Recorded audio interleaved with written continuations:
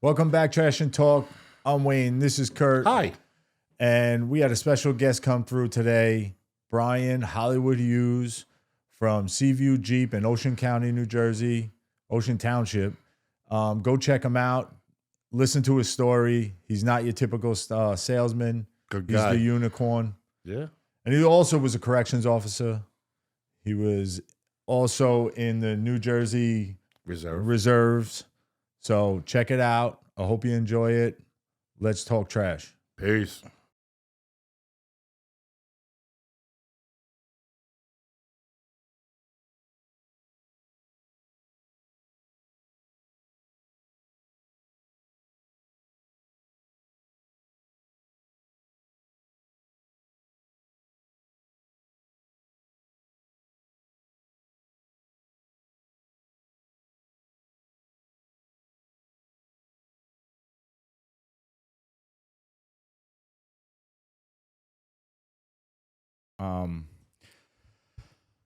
Welcome back, Trash and Talk. This week, we have a special guest come through.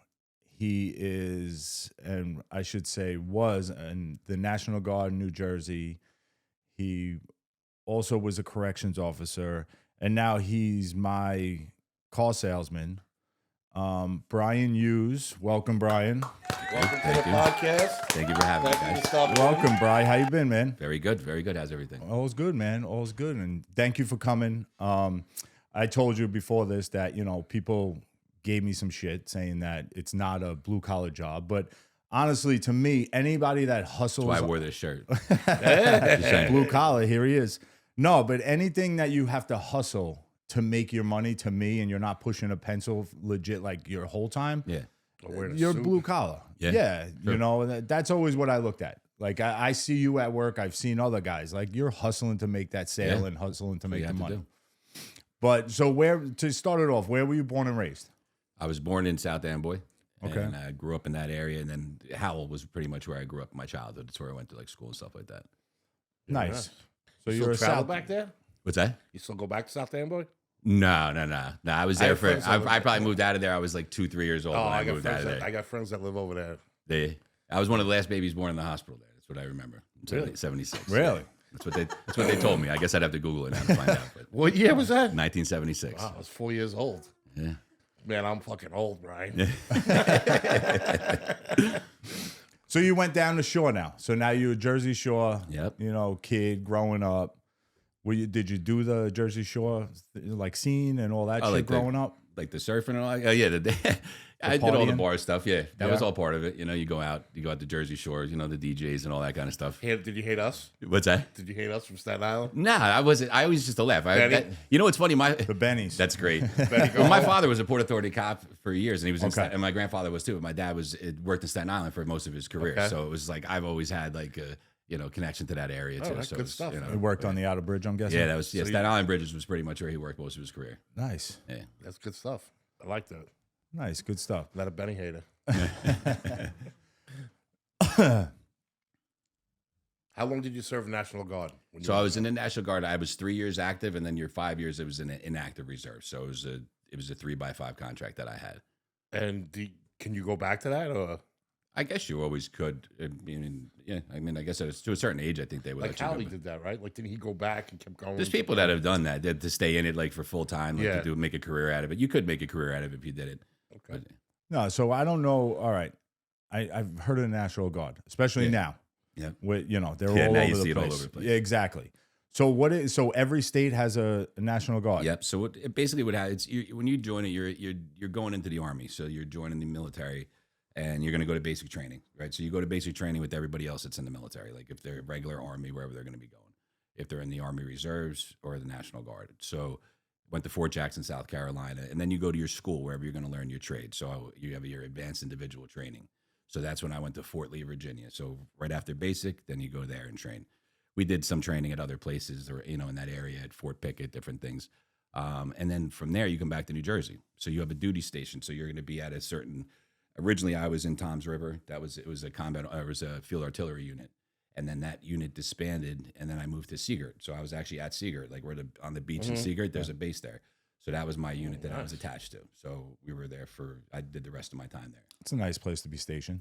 Yeah. Yeah. You do a lot of your training at Fort Dix and stuff like that too, or if you guys are going away for a training site. But yeah, a lot of the stuff was basically at, So you're on just there. a branch of the Army. Exactly. per se. And So they would use you if there was, if they had, let's say there was like a Hurricane Sandy, right? Stuff like that. That was like the one thing where you saw, like I lived in Belmar at the time and there was National Guard all over the Yep. place. Like they were just on your helping block. people. Yep. They were, doing the sandbags and, helping people out. If they needed people to get rescued from places, they would What help was out. your specialty? I was in a supply and I was an armorer. So I was Okay. a unit supply specialist and then an armorer.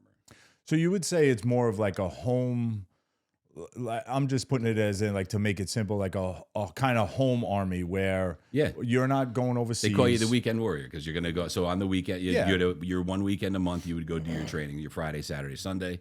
You'd go out and you'd put your uniform on and you'd be in the military for that weekend. Yeah, but And then you have your 2 weeks in the summer. But you protect us. You protect them of the United States while they're away, right? Well, you're basically you're technically to the state of New Jersey, right? Okay. So You're you're going staying to your be state. Yeah. So if they were to activate or anything happened in the state of New Jersey, that would be your priority. Now you do see it where they activate nowadays. It's different. Yeah. I was in 95 to 98, so that was even pre 9/11 at that time. So the world in the military was completely different than it is now. Okay. So during your time in the National Guard, did you deal with any messes like we see that all now? Where No, nothing like that. where they're bringing it to guard the White House. They're bringing The it. state of the world wasn't that way. So you know what Exactly, I mean? yeah, I guess. And, It was pre 9/11. you look at pre 9/11. I mean, military bases around the everybody was country just were having a closing. grand You old know time. what Yeah. I mean? Think about it. They were closing bases around the Yeah. country. Fort Monmouth was closing. Fort Dix actually was closing. So Yeah. it was like when 9/11 happened, that kind of stimulated the military Kicked it back. back in. Yeah, it got everything going again. So and it kind of changed the dynamics of how people's time because then you had guys who were in the National Guard that were getting sent overseas versus guys that were regular Army because they had regular jobs to do. So they would send the reserve guys in. Really? Yeah. See, because I always thought that the reserves was to protect us, the country. So you have the reserves in the guard. Like they could use them in. That's what I different mean. ways. National Guard. Yeah, They go overseas also. they could. Yeah, See, I thought it was. you have different. I thought National it was Guard units opposite. now that will do that. Yeah, I didn't know that. A lot. I guess they That's look pretty at it cool. too. Like you have regular Army guys that are on the they're at their duty station or at a regular Mm-hmm. job. So do you take them out of their job or do you keep them at that job and then move? Yeah, I get it. Makes sense. I'm sure it's changed a lot, but back then that's kind of how it was. So Definitely makes sense. now in that sense though, so the Army's overseas. Now they need more. So now they send National Guard guys. Yeah. Now then they get into a draft. Like, so, because I wouldn't send a regular 18-year-old with a gun over there before I would send a National Guard. Before you had a draft, so you have the guys that are in the National Guard, you have reserve guys, and then so when I did my 3 years where it was active, there's 5 years where you're on the IRR, it's the inactive ready reserve. So there's people that are in units like that if before they did a draft, those people would get called back. So like in the military, you have an 8-year obligation that you sign. So your contract, you sign a blank check It's a for contract. Yeah, 8 yeah. years. You got a blank check. Yep. Do what you know what I mean. So Yeah. they can kind of do it But once you're done and you have your honorable discharge, you're completed your obligation, then you're out. You're done. They can't force you. No. I mean, listen, who knows the state of the world that we're in right now? Would They look- just moved that age limit up to 43, I I know, think, yeah. for the draft. Yeah. Could you imagine? Well, you look at most of these- 5 years ago, or me 5 years ago, running fucking over hills with 43. But I I'd was rather not have bad. you there than some of these 40. kids that are 25 years Yeah, old that's right true. now. 40 So I years mean, old, I to look- me, it's like you start Yeah. looking at the next generation. I mean, I'd rather have That's you at why. my back. So let's go. That's true. They'd Even rather with our take the bad backs and 40-year-olds. knees and stuff, I could go do it. they'd rather take the 40-year-olds than the Right? 20-year-olds. It's crazy. It's Well, terrible. look, the 40-year-old's been through some stuff. The Yeah, 20-year-old's exactly. been on his phone and a computer. They always said, Oh, find like a 30-year guy that's divorced and miserable. He'll go out. He'll take care he'll of business kill. for you. Yeah, you need some money. You He'll got kill. some aggression to Wait, lose. you want me to go and leave my family? All right, I'm on my problem. way. You're Like, gonna- that's half the What world. do I got with to these lose? guys. She's gonna have anyway. Exactly. So did you ever, in that time frame, did you ever feel like you wanted to then, could you have gone, said, you know what, I want to join the Army now? Yeah, Like, do you ever have that there's feeling? opportunity to join regular Army, but for me, I'm more like, I had something that I wanted to go to basic training. It was something that I wanted to go through. I wanted to see You want to challenge yourself? or at something? that point in my life, my family, my grandfather was in the military, my father was in the military. My grandfather was in Korea, my dad was in Vietnam. It was one of those things growing up. It was like I was destined to be in the military and a police officer. Those were kind of like the aspects it was going. So my life, like in those years, I kind of needed that kick in the butt to like get me back to Makes like sense, reality. man. Straighten You know what I out. mean? Because it's like, as a teenager, you live a crazy life, and it made sense. So for me, it was a good step in life. It showed me Well, discipline and yeah, and you had examples, in yeah, your family. absolutely. And it was a good thing. So for me, I loved. I'm glad I didn't do it full time because that job, the more I saw it, it really wasn't what I wanted to do. But I'm glad I got the taste of it. I got the experience that I did out of it. Do you get a pension for the time you served? Not in the military from my law enforcement time. But No, but from the military. I mean. no, you'd have to do your 20 years for Oh, that, it has to be or 20. 20 or a disability. They might have some things that are different Okay. now, but you'd have to have a completion Okay. term for that. I didn't know that. I thought it was after you. A lot of guys will stay in the guard the because they do that contract. because it's a part-time thing, so they'll stay in it for the 20. Get a And it's just pension. contract to contract every time. Yeah, exactly. So you're in it for like that block that you whatever signed that for, block that you 8 signed years. for, Or, 8 yeah, years. exactly. Yeah. So now you mentioned the whole thing about law enforcement. Yeah. And you mentioned you were a corrections officer. Yep. So where did you work as a corrections officer? I was with Monmouth County Sheriff's Department of Corrections. Oh, wait, that's where Isn't that what John worked? that's where John worked as a cook. So our last guest was a chef supervisor there. Like a prisoner, or No, like, no. Oh, he worked for the No, he he worked for the food private- company. the food food company. company, Okay, yeah. Like Airmark, or was he? I guess whoever the company was. How for. long ago did he do it? Was it? Oh, I don't know. I don't know what the time frame Well, was. he was off the job. he was in Monmouth. That's funny. 05. Yeah, it was definitely before you, I think. No, after Oh. you. I think it was after you. I retired, so I left there. I retired 2010, but I was Might have done been right around You that might have time. been right there. around that time. Yeah. Yeah, That's funny. That's funny stuff. yeah. Because when he That's left, a crazy he connection. left 05, 06. From worked for that sanitation. worked for that other place for like a year and a half. And driving then, the Yeah, so that was a And then different did that. company. It used to be Airmark years ago. It might have was been. a- It might have been. I forget the name of the company that was. It in was there, a but it's private funny. company that he Yeah, they worked for came that- in during that time. Like when I was retiring, there was a company that came in at that Yeah, time. well, he was That's the guy. funny. That is funny. He was the God guy. bless him. Hope he didn't eat too much of that food. Well, no, He we said asked stay him. away. Yeah. he Oh, trust said me. stay Yeah, away. that's, Yeah. That's funny, man. That's the weird the connection, way, right? the weird way shit works out. So now, was that that was good enough for you then? Were you still thinking of being a cop? Or So that was the goal, right? So like the goal was always to leave there and then become a police officer somewhere else. Okay. And what happens is you start to work, and you start out making $26,000 a year. So you're making $12.50 an hour to go work in a jail. So Yeah. next thing you know, your first step. We had 6. It was at the time was probably 5 steps to get the top pay. So you're a 22-year-old kid and top pays in 5 years. It's Yeah. you start looking at it. Then you get your first raise to 32,000. Then your next raise is 35. Then you're Yeah. 40.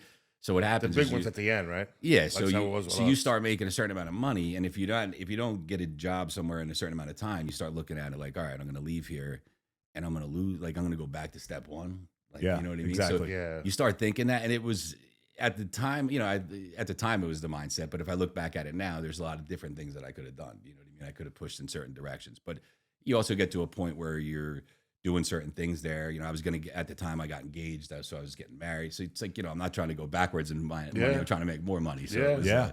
that was kind of where, you almost get stuck in a situation. Where Yeah, it's the same thing with us on sanitation. We started at 30 grand, Oh, 28 20, grand, 20, yeah. yeah. it's 28,000. nuts, right? Like it's But, crazy. like- That's why these kids now making $18 an hour to work at a restaurant. I'm like, you guys, like you're all right. These guys are coming on the job now, 70 McDonald's, grand. bro. right? Yeah, just hanging McDonald's, out. it's like nuts. $20 an hour now. It's in wild. Staten Island. You know what I mean? It's like And they're crazy. bitching about it. I know Yeah. it's not They're enough. making 15 and they're It's they're wild 'cause bitching. and they don't know what real work is. Exactly. It's tough. That's 100%, man. Yeah.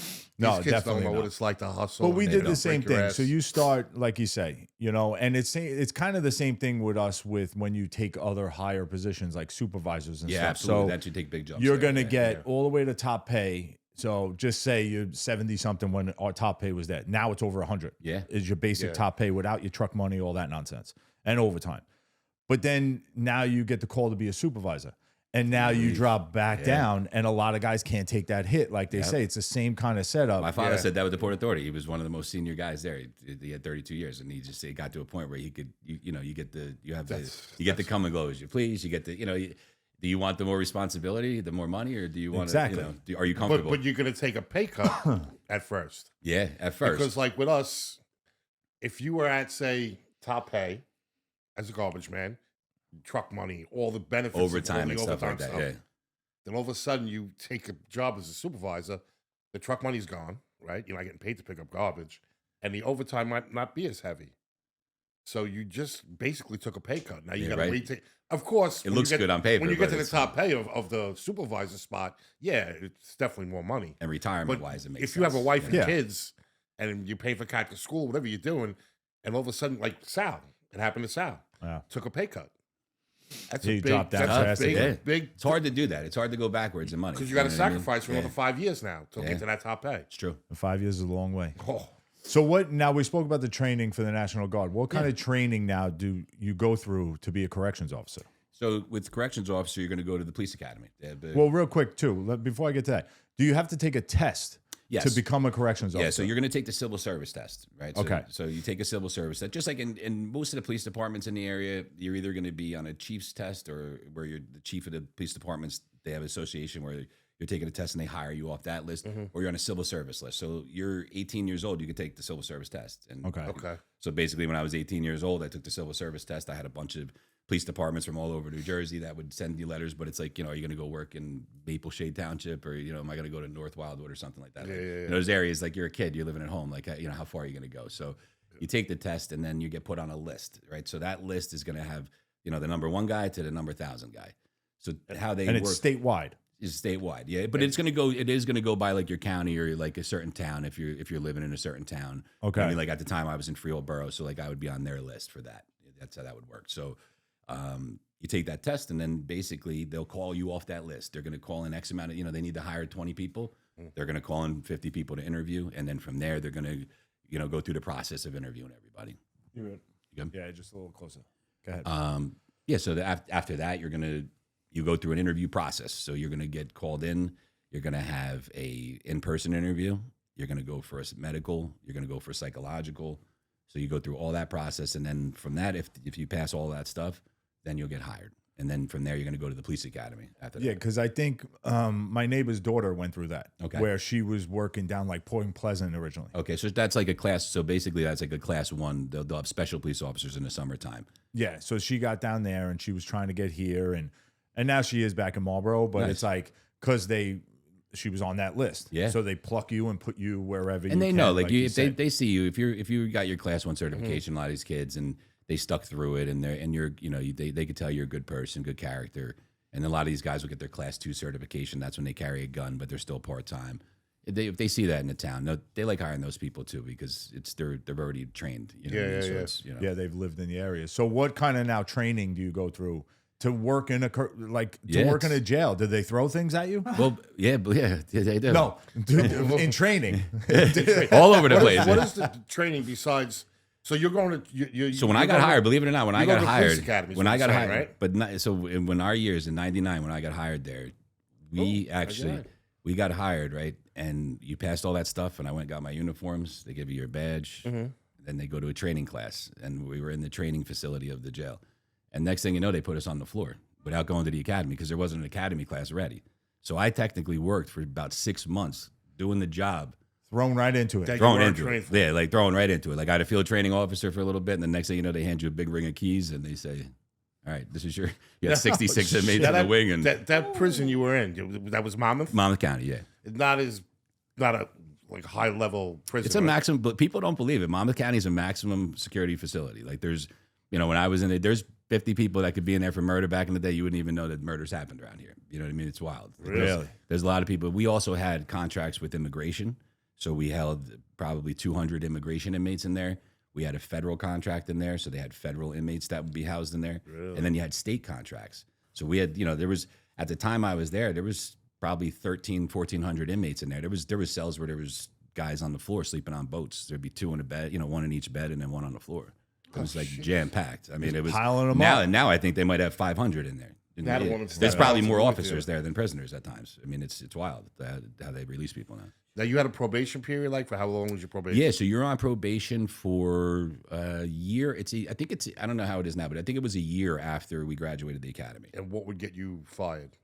If you Like being out sick, chronic sick. Yeah, sick time, stuff like that. We had an incident with that, like where like a group of us, like when you get hired there, they would tell you to take your sick time. Like that was like, the guys would be like, make sure you take your sick. Even when you first. Oh yeah. So you didn't have. They were like, you get 15 sick days here. Make sure you use your time. They're, it was a mental health thing. Like, take Kurt. Like, New York City is the only one that gets unlimited sick. Well, no one else in the fucking country. If it was unlimited, forget it. Unlimited sick. So when we got hired, so we had unlimited sick. But when we got hired, when you're on probation, they tell you, do not go sick on probation. Yeah, they will extend your probation. Yeah, and it makes sense. That's what it should be. Yeah. That's the way it should be. You should get in there and do it that way. But you make a name for yourself. Yeah, true. And then when your bosses start to see you doing that, that's what happens. So they kind of say your first year, just chill out, do the job. Stay under the radar. If you're sick, you're sick. I mean? Yeah, there's a difference. Listen, you get sick. We all get sick.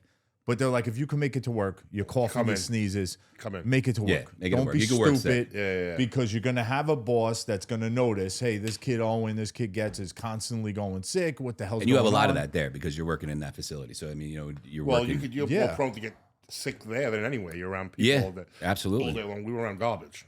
Still the same thing, right? You're getting sick all day long in the garbage, too. Yeah, I guess. Yeah, you can. Right? You deal with people's shit all day long. I mean, it's one garbage, one way or another. Garbage. You're handling the. I just remember kind of got the same job. Both dealing with shit. On probation, I got hurt, and I was fucking scared. I'm like, oh man, I cut my leg open. I had to get stitches on shift. I was doing baskets, and somebody was throwing the bags because in Manhattan. Baskets, there's garbage everywhere. Well, mostly Times Square and all those. So the guy's throwing the bags to me, sliding them, I'm throwing them in, sliding them, throwing them in. It slid up my leg, and whatever was sticking out, gotcha, cut my shit open. So now it's like a Saturday night. I'm gushing blood.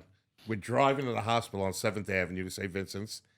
Some girls were probably going to a club. I'm like, you have napkins? Because we're driving with the doors open, right? She's like, pussy. What? No, dude, it was bad. It was bad. It was 12 stitches. But the way that job fucked with you, the one thing going through my head is, I can't miss work. What the fuck am I going to do? Yeah. Because you don't want to get extended, man. No, you don't. Trust me. You don't want to get extended. Especially like us. We worked in Manhattan. So we live in Staten Island. You're driving to Manhattan. Bro, it's pouring rain out. There was days when you were on probation, you're like, this fucking sucks. But in that sense, it's like being sick. Like you got hurt. But now it's learning the process. So that's one thing with the unlimited sick that we had. There was a category system. If you got Lodi, that's fine. But you're getting phone calls every day. They're calling you. They call you every day. My father had that with the Port Authority. I remember when he was like sick, they would come by the house and they'd check. He'd be like, "They're going to come by today." So like, as much as it's like you can't be outside cutting the grass, right, or something like it was one of those things. Like exactly. Yeah. They caught me on the roof. Yes, like and stuff like that. That's funny, right? Yeah, but it's like that stuff is when people are like, "Yeah, but that sucks." That part sucks. Yeah. But it's like, listen. At some point, there were no time checks. There were no calls. There were no checkups. People ruin everything, right? John said two guys were out sick. They robbed the store. They robbed the bank. That's crazy, or something. right? So That's then they were wild. like, we got to reinforce this somehow to where there's some they kind of have to be structure. home. Yeah, we got to keep them home, right? Stay But home. before that, it was balls to the wall, bro. Yeah. Be out doing whatever. Yeah. So now going into that facility. Yeah. Do you feel like your confidence was high because you went through the National Guard? That whole I had a false sense of security and confidence at the time. As a kid, I mean, I felt like I was definitely prepared. I felt. What age were you when this all happened? I was 22 years old. 22. So you were young. Yeah, you were young. Yeah, it was, and at the time, I thought, I was in the best shape of my life at the time, thinking that I'll be fine going in this job. But when you get in there, and I don't care who you are, I don't care who works there, I don't care if they're there for 25 years, they talk a lot, but. When you're in there, you get nervous. They're going to hand you a set of keys. Your head's got to be on a swivel, too. When the door closes and another door opens and that door doesn't open until that door closes, and if you're in this area, they can't get to you. Like, there's situations where, the officers have been being assaulted and trapped in a situation where you can't get to them because the door's open. You can't get there's a lot of stuff that goes on. So when you start to really look at it and you're sitting there and there's 66 inmates, you're one officer. Yeah. You're at a control panel. And then you got to do your head check, and then they say, "Okay, group unlock," and then you got to push a button, and every door is like tick tick tick tick tick tick, and then you get 66 people coming at you at one time. It's an intimidating world. So you also got to have some kind of relationship with them. Absolutely. You can't just. I mean, I guess there is guys that'll be a hard nosed. There's guys that are like that. I can't see that working. You're gonna be in that kind of career if you're like that. You have to be firm, fair, and consistent. Those are the three things you have to be every day. Well, have that's to know, something that you my know. buddy John that was here said. He goes, listen, I treated them like I wanted to be treated. Absolutely. So any as one much of us as could they be in that were- situation at Yeah. any time. You know, As much you as know, I was cooking and teaching them things to cook and all that, and I didn't look down on them. I just No. treated them like humans. And unfortunately, I get it. They're in there. Some of them are in there for fucked up things, and some of them Yeah. are in there for stupid shit. some people are in there for justifiable things. Yeah, you know, yeah, there's some yeah. things that people did. You're like, damn, bro. You know, if I was in that situation, Yeah, we're I doing get the it. same Like I thing. might, I get, Yeah, you know, yeah. but you- you know, so you You made me think of something, and I'm sure Jersey is just like New York, and they built that building.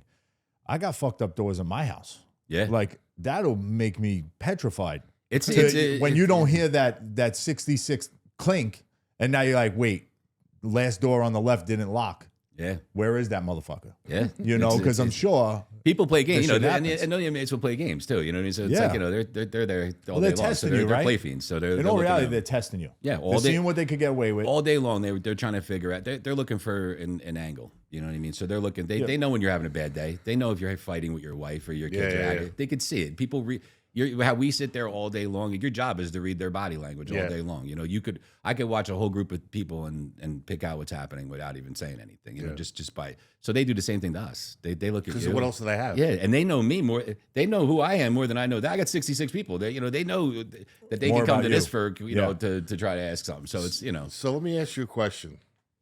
You're 22 years old. yeah. You step foot in that prison. Wayne hands you those keys and says, "Have at it, buddy." That first day, were you shitting your pants? Yeah, nervous as shit. I know I was. Nervous as shit and trying As to tough hide it. as I think I am. Trying to walked with my chest puffed out like Superman and hope nobody Yeah, because hope what else? nobody called my bluff. You don't. It's your first day. You don't Yeah. know how to. Because you don't know how to handle it. Conduct You don't know. yourself. Yeah, you have to, and they have to learn you to. You know what I mean? It's a trial. It's a process. Respect you know what I mean? both They're- ways, I would assume. Yeah, like once the majority of the inmates know what type of officer you are, it changes how your Yeah. career is. You know what I mean? It's just like Yeah. anything else in life. So I think that's important. You have to set that. You have to set that tone. But at a young age, it's kind of hard. Like my biggest thing is I'm 22 years old, and Yeah, I you're a have this. kid. I have this guy who I got to go. He's 55. He's jacked. He's got muscles I've never seen before. He's killed people. Got jail You know, muscles. he's done real crime his He whole got life, prison and I have muscles. to go tell this guy to come on. You got to go lock in and it's bedtime. Like you know what I mean? So it's Yeah. you know, but Yeah, you have that's to tough. do it in a certain way where you know you're confident and you're assertive. You know what I mean? And you have to, and they know that they respect it. There was a 10% rule. It's like anything in life, and if there was 66 inmates there, you're gonna have 6 problems. Like that was always how it was. Like the rest of those guys, they're just there to do their time. Yeah, they're they don't not. wanna be bothered. They're not looking Yeah. for a problem. There's times where inmates have helped out officers in situations. You know what I mean? Not that it was a common thing, but you know what I mean. There were situations where stuff like that would happen. So So how long does it take you? Do you feel like it took until they started to respect you as a person and know what kind of officer you were going to be in the jail? I would say it takes a couple years. You're gonna, you have to, you know, you're gonna work. There's different areas of the facility that you're gonna work in. You could work in a wing where you're with the inmates constantly. You could be a security officer where you're out in the hallway. So if something happens in there, you're gonna respond to it.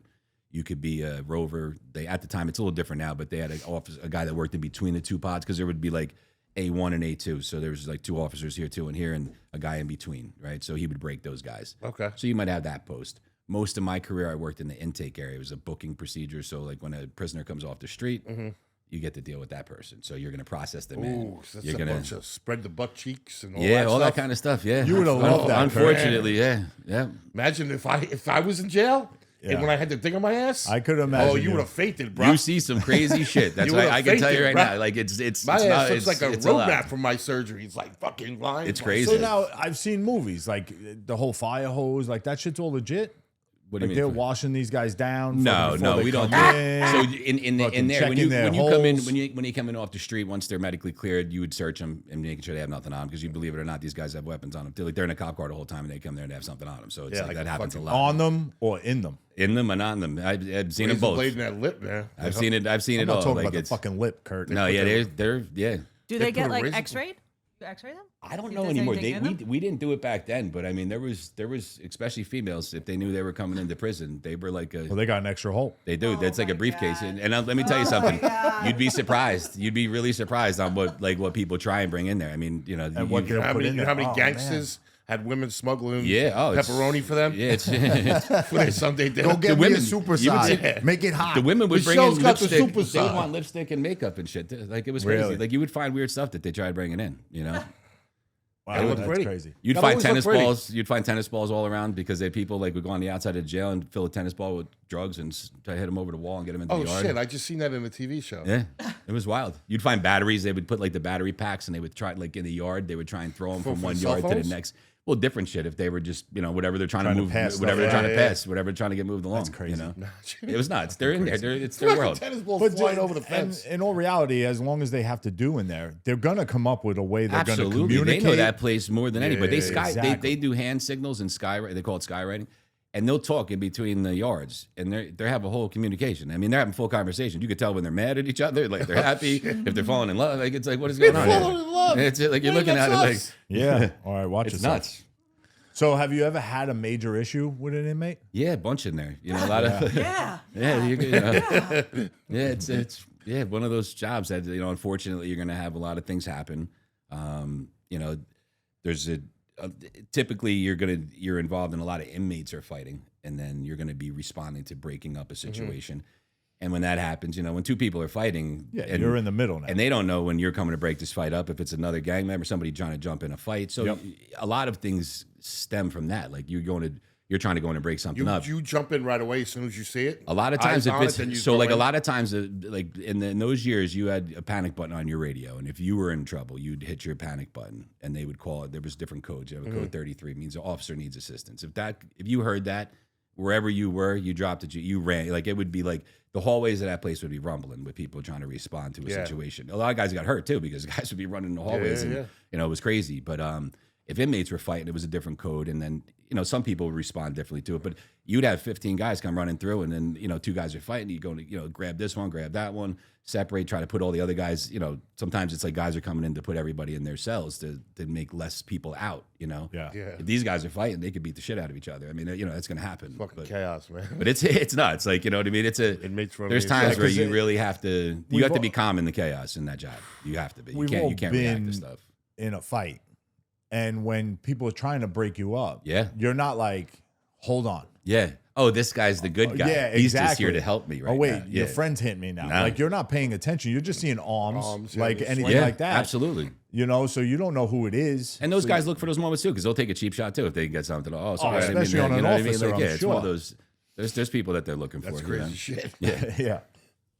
What's your craziest story that ever happened to you inside? Oh God, I don't even know. Like the craziest.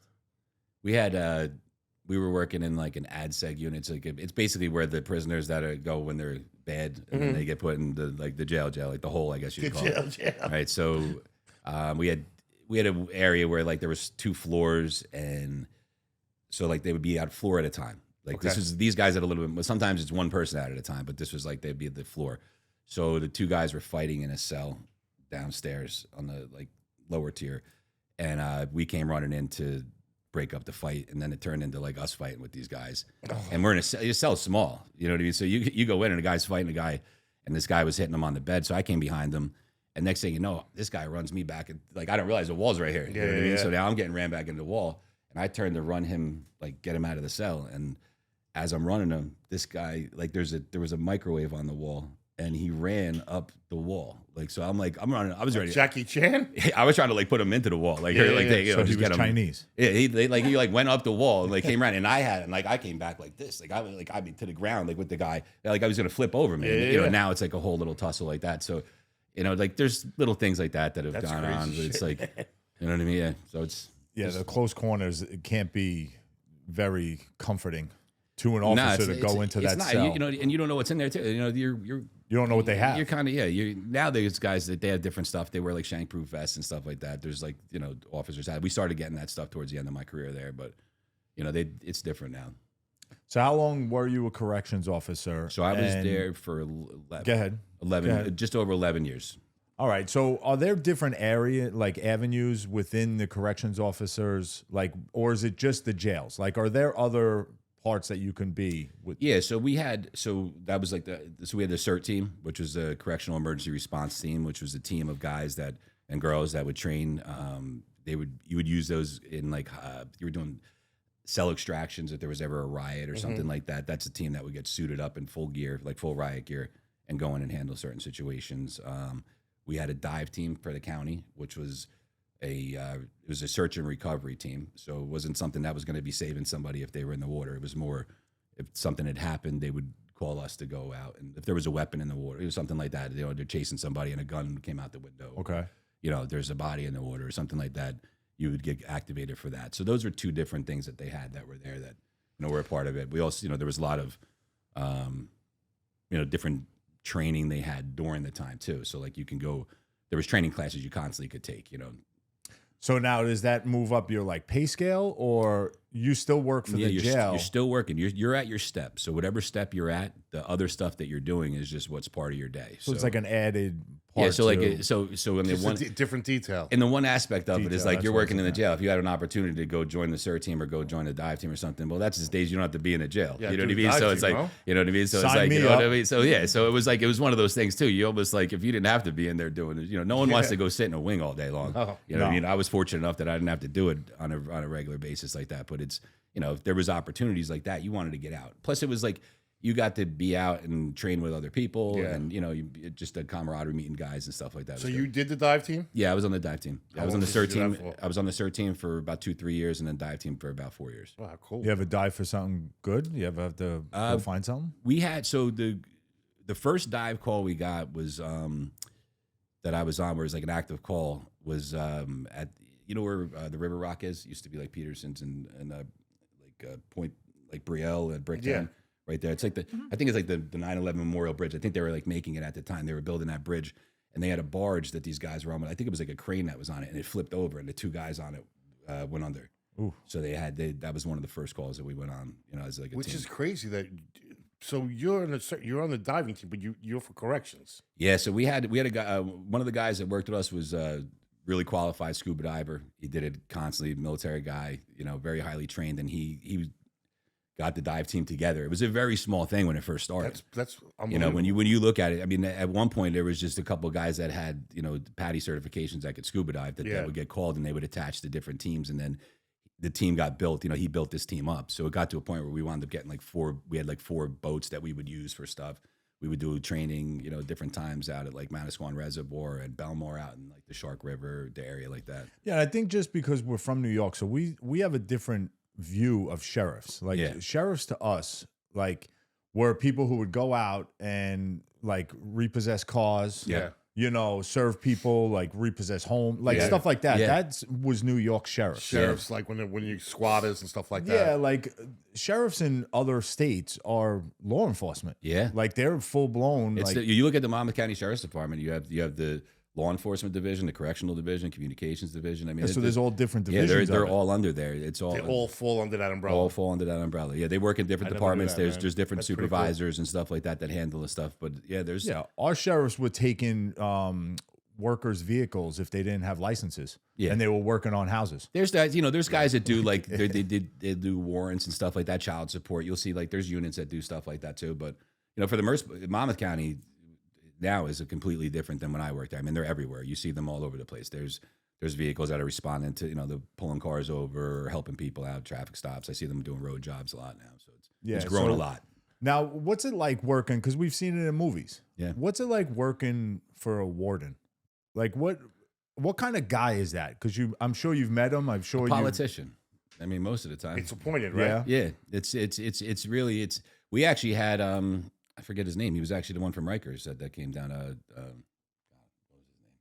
Came from New York. When I left at that time, he was the guy was from Rikers Islands. He was like the head of New York. So it's not like. So I'm just trying to pin it like not like our job, but so it's not like a guy that was a corrections officer. So and when I got made his hired, ranks. the warden when I got hired it was somebody who made his way all the way up through the ranks. Okay. And then when he left, it was actually, what it is? So now I should say that. So you're gonna have it in different ways. Now, like the warden of that jail is an officer that's been there. You know what I mean? All right. So you have that So opportunity. there is an opportunity that there's different things happen at different times, but. Yeah. So for the most part, though, a lot of times they do just appoint somebody just to keep control per se. Yeah, once you get to that, it is appointed. A number they're going to pick who they controller. want for that position. Okay. And let me ask you this. I'm going to ad lib this in. What was your favorite name that you were called in the jail? Baywatch, they used to call me all the time. That was Baywatch? like, yeah, I used to have like bleached blonde hair. Is like that where you got highlights. Hollywood? Hollywood was before that, but Okay. but Hollywood was there too. That was Hollywood's been a name through my entire life, from the military through. So Hollywood and Baywatch. Yeah, that was like, it was funny. Like it was, yeah, it depends on the day, but I was called worse shit too. But So I really walking wasn't. Down, You're walking down to put the guy back in cell 5, and you slow down, Baywatch. Yeah. Hasselhoff, relax. Okay, there's a million nicknames they have. I mean, you learn a lot of different language when you work in that place for sure. Oh, shit. So within that job, do they offer support, help, mentally or physically, if anything happens to you? Like what are the avenues do they have? So for they you with do. that? So when I went. So I wound up getting assaulted. So I had a bunch of different stuff that went through. I had over 30 back procedures. I had multiple different situations that went on where I got hurt. Okay. I had wrist surgery, shoulder, elbow, like a lot of stuff. And I was assaulted in 2000. When I left there, I had a guy that we were in like the ad seg area, and a guy wound up dousing me with a cocktail, they call it. Like I was covered in whatever he decided to put in that thing. So like at that point I was done. Like I was like, I just had enough. I was in the middle of a divorce at the time. So I was like, you know what, time to like do something else. And they actually had, through the PBA, they had an organization called Cop. I was actually one of the people that I was going to talk to had an organization called Cop to Cop. And that was something where they would call you all the time. Like it was honestly checking like in with you all the time. I mean, I had this guy, Tom, that was from there, and he would call me on a Tuesday, Thursday, Saturday. How's it going? What's going on? How's the kid? What do you got going on? Like just, and that was a game changer for me. You know what I mean? Because it really, like the people you work with, don't care. they don't care. You know what I mean? You leave there, everybody's running their mouth. Yeah, you know what I mean? Yeah. I heard more rumors about me that weren't true. You know what I mean? It's one of those That's things. the So way it is. it is. It's like when you're not in the line of sight anymore and people don't see you, they're going to talk what they Well, talk. men are the worst, right? Wash women. Yeah. Yeah, They're the worst, brother. So you said you did some time in New York City at 9/11. Was Yeah. that when you were with the corrections? Corrections, yes. I was a corrections officer at the time, so obviously it was 2001, and my father was a Port Authority cop, and he called me that morning. I was home, and he called me when the first tower got hit, and he's like, "You seeing what's going on?" And I'm like, "I just woke up. Like I was probably out." He must have lost people he knew, right? Because he was Yeah. It's so in the many. Port Authority for that long. Yeah, he was there for, you know what I mean. So he's long time. My grandfather too, over 50 years, the two of them. Like the both. So it's I think they lost 50 officers, right, or something like that. yeah, a lot. Their main hub was in there. the towers. That's where he went. So that was the crazy thing because he was out sick, and that's where they used to go to medical. So their medical when they were sick would be at the World Trade Center. So I'm like, "Are you there? Like, what's going on? Like, are you there?" Like, I didn't know, what he was doing. So he's like, "No, I'm just letting you know I'm not there." And I was like, "Okay, Awesome." And then you're watching the rest of the day unfold, and that to me, that was like a point in my life, like being in the military, like the way I looked at being patriotic to this country. It was hard. Like, so I wanted to go up there like right away. Like to me, it was like I seen something happening that was crazy, and I'm like, there's no way these people can handle what's going on up there. Like, and I didn't even know what was going on. Like, I'm not saying I'm anything special, but in my head, I just felt an obligation to go, and our job wouldn't let us. Like, they were like, no Why? one could, Because you were from Jersey, or they just, you know what it was? I think it was like, I don't know, the liability of shit. Like, if they sent us up as a team, something like that, and then I wound up finding out, like, talking to a couple of people. We had a guy that we work with who went up. Like, he's like, I don't give a shit, I'm going. And he went. I mean, if you go up on your own time. You go exactly. Up on your own time. So that was Sunday was my day off, and I talked to one of my buddies and that I worked with at the jail, and then another friend of mine a good friend from Freehold, he's a Marine, and we were both like, dude, we got to do something. Like, we got to go. So we just started that morning. Yeah, that morning we got the earliest train out of Mattawan, and went up to the city, and then got to Ground Zero, and it was a game changer. Definitely was.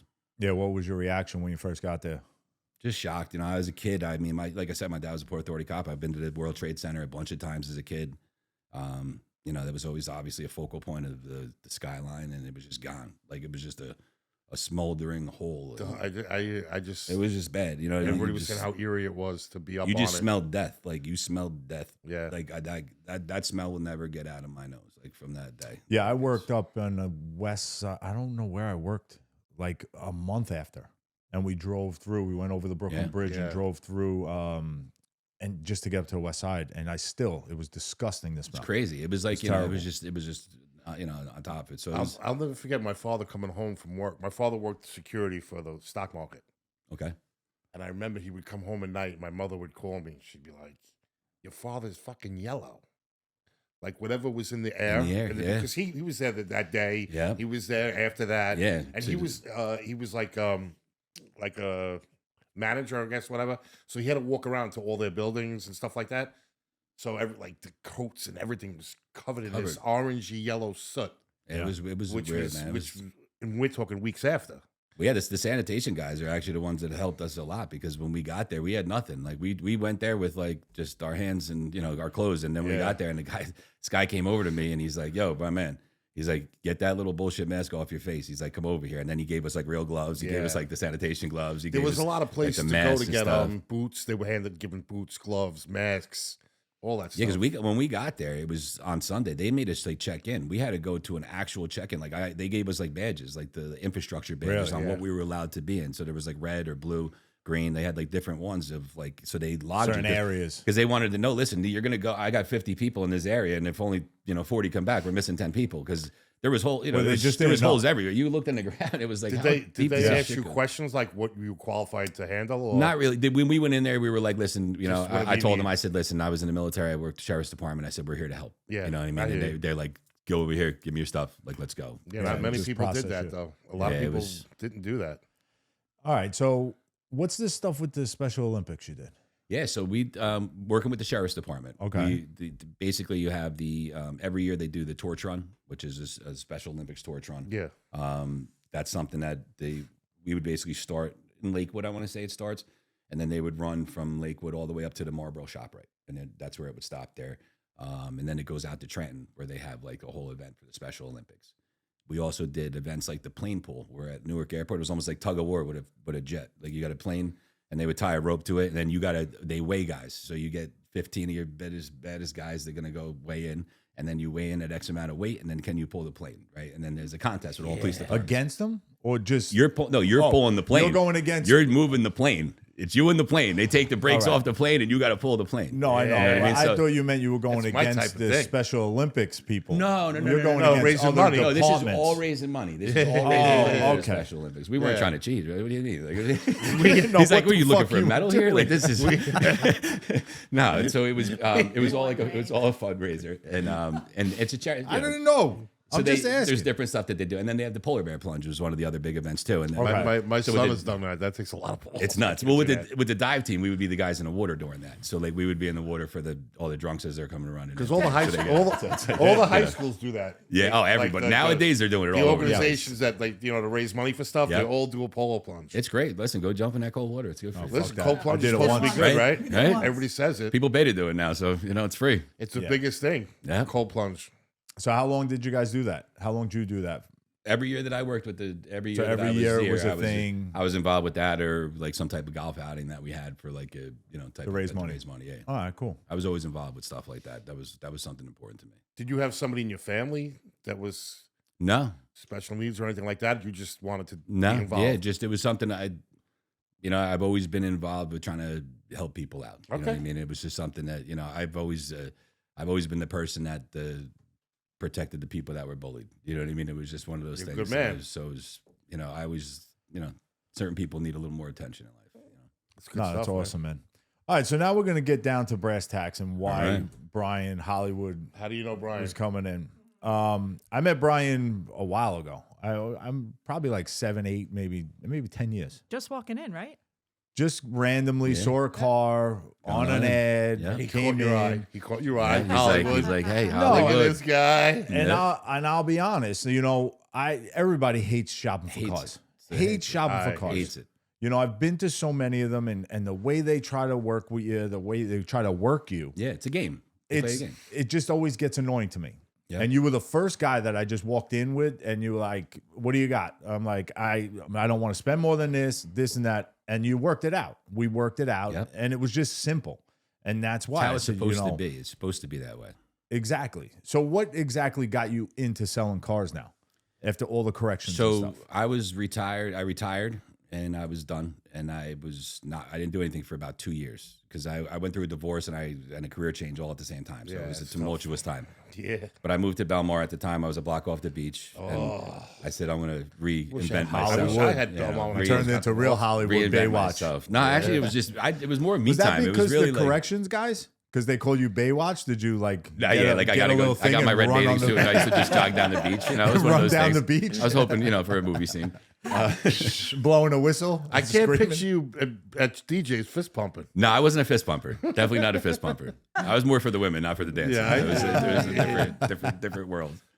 So now what makes you turn now to car sales? Yeah, so I was, like I said, during that time, I took about a 2-year, break somewhere in between there. It was just being the best dad I could be for my kid at the time. And a friend of mine called me up. It was right after Sandy happened. So Hurricane Sandy happens. I'm living in Belmar, a block off the beach. So it's like literally the ground zero of Hurricane Sandy. Destroyed. Yep. So it's like literally I'm in a war zone. Like I got helicopters flying over. It's like, I'm like, where am I? I got soldiers walking down the street. I live by the water too. Yeah, I'm like, this is nuts, So he called me up. It was like a month after Sandy happened, and they were getting busy, and they were short salespeople, and that was in Freehold I worked. And so a good friend of mine was a manager there. And he called me up, asked me if I wanted to come work. And I was like, dude, I hate selling. Like, I hate everything about the car business. I was like, sales in general. Like, I don't like when people sell me things. You got to be built for it, man. It's just, but he's like, listen, the sale, this is a job. It's like, if you could talk to a girl at a bar, you could talk to a customer. And, and they just, and I'm like, all right, well, whatever. Let me try it. I said, but if I do this, I got to do this like my way. Like, I can't, I'm not coming in and follow being, your. Yeah, like, I'm not going to do this cheese ball shit. I'm not doing it. So if my way comes to you and it works, then I'll do it. Like, you know what I mean? So I took the job, and then I started at Freehold. I worked there for about 8 years. I worked there until the pandemic happened, because then we all got laid off during the pandemic. And then you got to SeaView. That's when I went over. Yeah, that's when I transferred over there. All right, cool. So that first day, you first walk into that car dealership, you're a salesman, right? This idiot walks in over here. When somebody's first person walked in, we're like, looking around like, who's going to go grab this guy? Believe it or not, walk up to the first guy you seen? The first, like, what was it like? The first kid that I sold a car to was probably the best experience I could have ever had, as like coming into he was a kid from Staten Island. Yeah. That's what I'm talking about. His car, he lived like right on the water where his car got wiped out. Like it was like Arthur Kill, like that area, I guess they can, right? Yeah. So his car was by me too. His car was wiped out, right? So he needed to get a truck, and he was getting he got a white Laramie pickup truck. Like I think he might have had blackout wheels on it. And so the kid came in, he needed to buy a vehicle. And so I'm just talking to him, and I don't know anything about the vehicles. Like I said it to everybody. I said, I know nothing about cars. I'm not even into cars. I don't give a shit about a car. I don't care what I drive. Like I'm not into it. It just doesn't.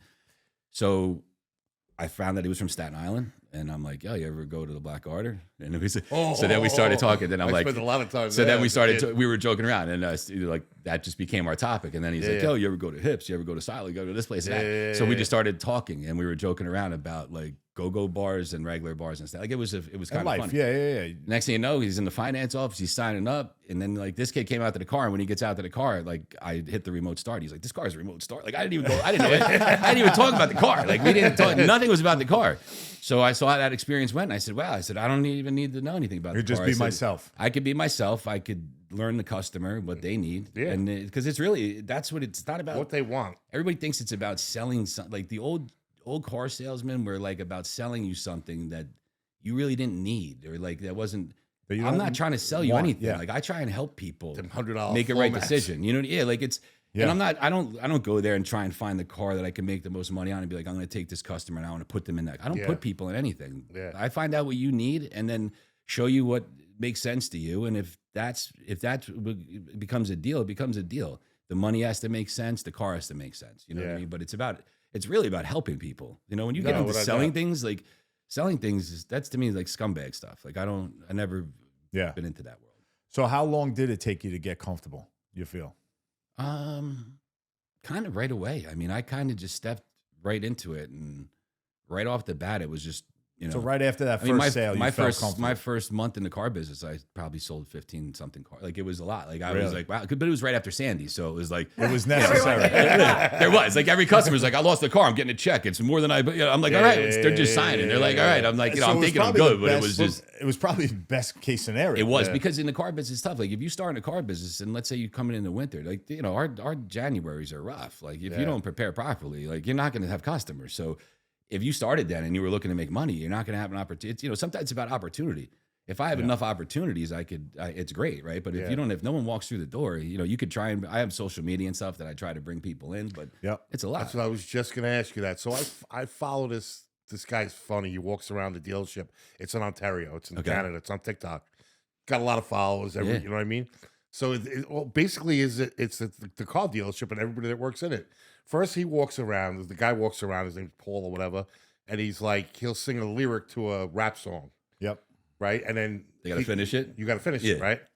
But then they have all the young girls that work there. They're pretty and all, and before you know it, this guy's getting millions of views. It's wild, right? From a car dealership. Yeah. And it's nothing about the cars. Nothing. But they're promoting the shit out of the dealership. Yeah, and when you have that many views, as soon as you put a sale out or something, everybody sees it. You know what I mean? It's crazy that they don't talk about any of the cars. They just know the name of the dealership, and everybody's tuning into this. Because people should, in the most part, there's some people that come in that don't have an understanding of what they want or what they're trying to buy, and that's different. Like they never drove a Jeep before, and they want to learn about it. Yep. Most of the people in this world know exactly what they want. If you get them for the right price and it's the right color and it's the right, they're buying it. Like it's like people don't. Time's the most valuable thing we have in this world. So to waste people's time is like the worst. I'm the best person for you. It's like I walked into Chevy and I said, I want a Z71 black.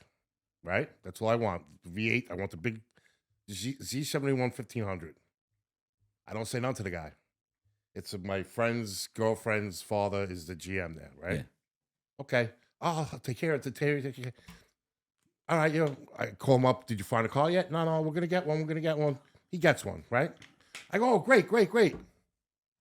I go there to pick the car. The car's ready. I'm picking it up. And I still don't go out and look at the car. I finish all the paperwork. Now the car's mine, right? Done. The car's mine. I walk out to the parking lot and I go, what the fuck is this? It's the extended bed pickup. Long bed. I'm like, what the fuck is this? Kurt doesn't even have tools. I didn't know what it was. I didn't He's want got a this. fucking work truck. I went from a fucking Ram with a 6.4 foot bed to a 9-foot bed. Yeah. And I'm like, so I walk in, I go, I didn't. And he doesn't have a tape measure either. I go, I didn't want that. How long are your arms? It's an 8-foot bed. You know what he said? I go, I didn't want that. He goes, you told me just to get your Z71. I got your Z71. See, that happens a lot. Like what am I going to say? He's right. And so listen, man, there's now every time I get those phone calls from people. Listen, I know what I want. I get those calls, and it's like people. Sometimes it gets tricky because I should have told them I don't want a long bed. You'll get there and they'll be like, I didn't want bucket seats. I wanted a bench seat. Well, that's why we got to. That's why you have to like find out, right? Like everybody comes in, especially like. You know how it is. Your guys are from Staten Island. They coming from the city. Everybody's faster paced. There's like, let's go. Like I want to do this, but it's like if we do it that way, you're going to miss something, and then it's going to be a problem. So it's like you almost want to try and in the car business, if you can kind of take control of the situation, it's important because you almost have to find out all the information, calm them down, then put it into reality. You know what I mean? So you can figure out exactly what they need because. Like if you find something, like you said, he doesn't need that bed. So now they just went and got a truck that they probably didn't have for no reason. You know what I mean? And they didn't have to get it. Yeah. But that's all that was available. That they had. So we got it because that's what I wanted. And I was breaking his balls. Did you get it yet? When I really didn't matter because I have a Wrangler. I could have just drove the Jeep around. Back. Yeah. But I'm an asshole, so. Well, you said it, not me. It's just normal Kurt stuff. With a long bed. But with a long bed. Can I borrow your truck? I got to move some shit. You got plywood, sheetrock. Exactly. That's what I'm saying. It'll fit the whole thing. Yeah. That's why you don't get the long bed. You can close the whole door with that. It's so funny. He can't get to the last 5 feet of the bed. It's like, you just sit there like he's so short. Listen to me. I take my golf clubs and I hook shit with it. That's great. God forbid it slides down. Because if I got a commando army man. Oh yeah, right. You start low crawling in there. That's great. My elbows don't reach. My stomach is pushing me up. That's great. Oh, you do the turtle. You're the turtle. It's a fucking nightmare. That's turtle mode. They call that turtle mode. It's a fucking disaster. He's like a sea lion, fucking waddling up the fucking bed. That's great. Skewed. That's so funny. But I just want to touch back on one thing you said before. Yeah. With you, so now you promote yourself. Yeah. So with I have social media. So basically, when I first got into it, I had like the dealership stuff like as like the focal point with like my name, but then it got to a point where it was better for me to have it just my name. So I have all my social media is Hollywood's Auto Sales. Okay. So if you're on like Instagram, if you're on Facebook, you'll see Hollywood's Auto Sales. So me personally, every time a car is sold, I take a full like a spreadsheet of the car, like the full layout of the cars.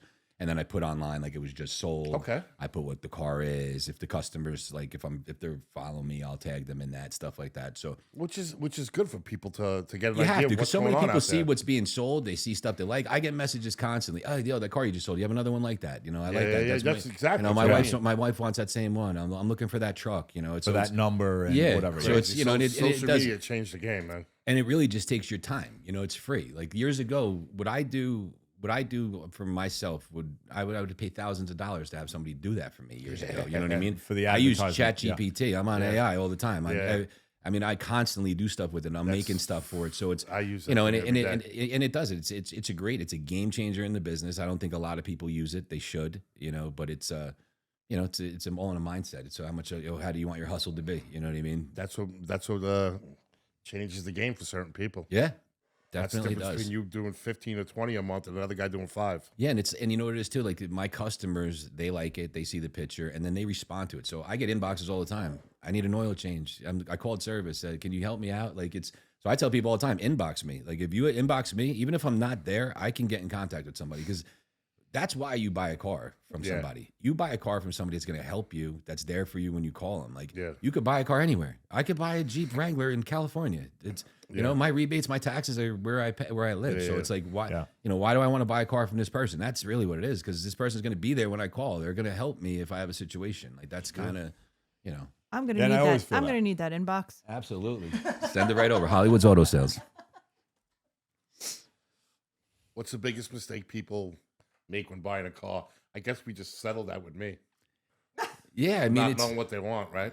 Yeah, like, you know, making an emotional purchase over like a thought out one, you know, because it's, you know, that's really like, some people might come in and they're not thinking things through. You know what I mean? Yeah. Like, but ultimately, like, we're here to put you, like, there's people that may come in and it's a scenario where I'm like, this is kids 17 years old. They're putting them in a, you know, Dodge Challenger, you know, SRT 8. This car is $900 a month. You know, like, this is crazy, you know, but it's not my world. You know, I when I first started selling cars, it was very hard for me. I used to put myself in your world and try and make sense of your world and find it. That's not my job. Is to get you what you want in the best way possible. You know what I mean? And make it where it makes sense to you and you understand it. And if the price is higher, you have a justified reason why you're paying more for that. Everybody wants to be $300 a month, but it's not.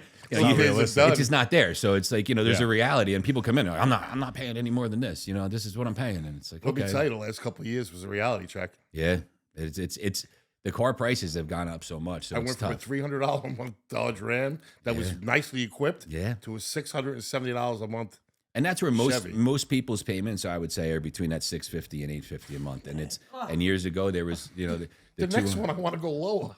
The people come in, they're like, "Oh, can I get that? I see that $199 ad." I'm like, it's "You got to put the money. Listen, you can do it, down. but it's, you know, there's a way to put anything down. You can, you know what I mean? If you put the money down, but like people come in like, "Why don't I want to do that?" Well, you're not going to be that payment. I'm like, my kids would all have brand new Jeeps if they were $200 a month. Like, it was like, you know, they don't read the fine print. No one does. Unfortunately, people in this world, we all see what we want to see. So that's just life. Like we look at what we want out of it. And you know honestly, to be realistic, it's good for the dealer to put that ad out, because it gets them in the door. That's the whole point. It's I get frustrated by it, but it does. It gets people in the door.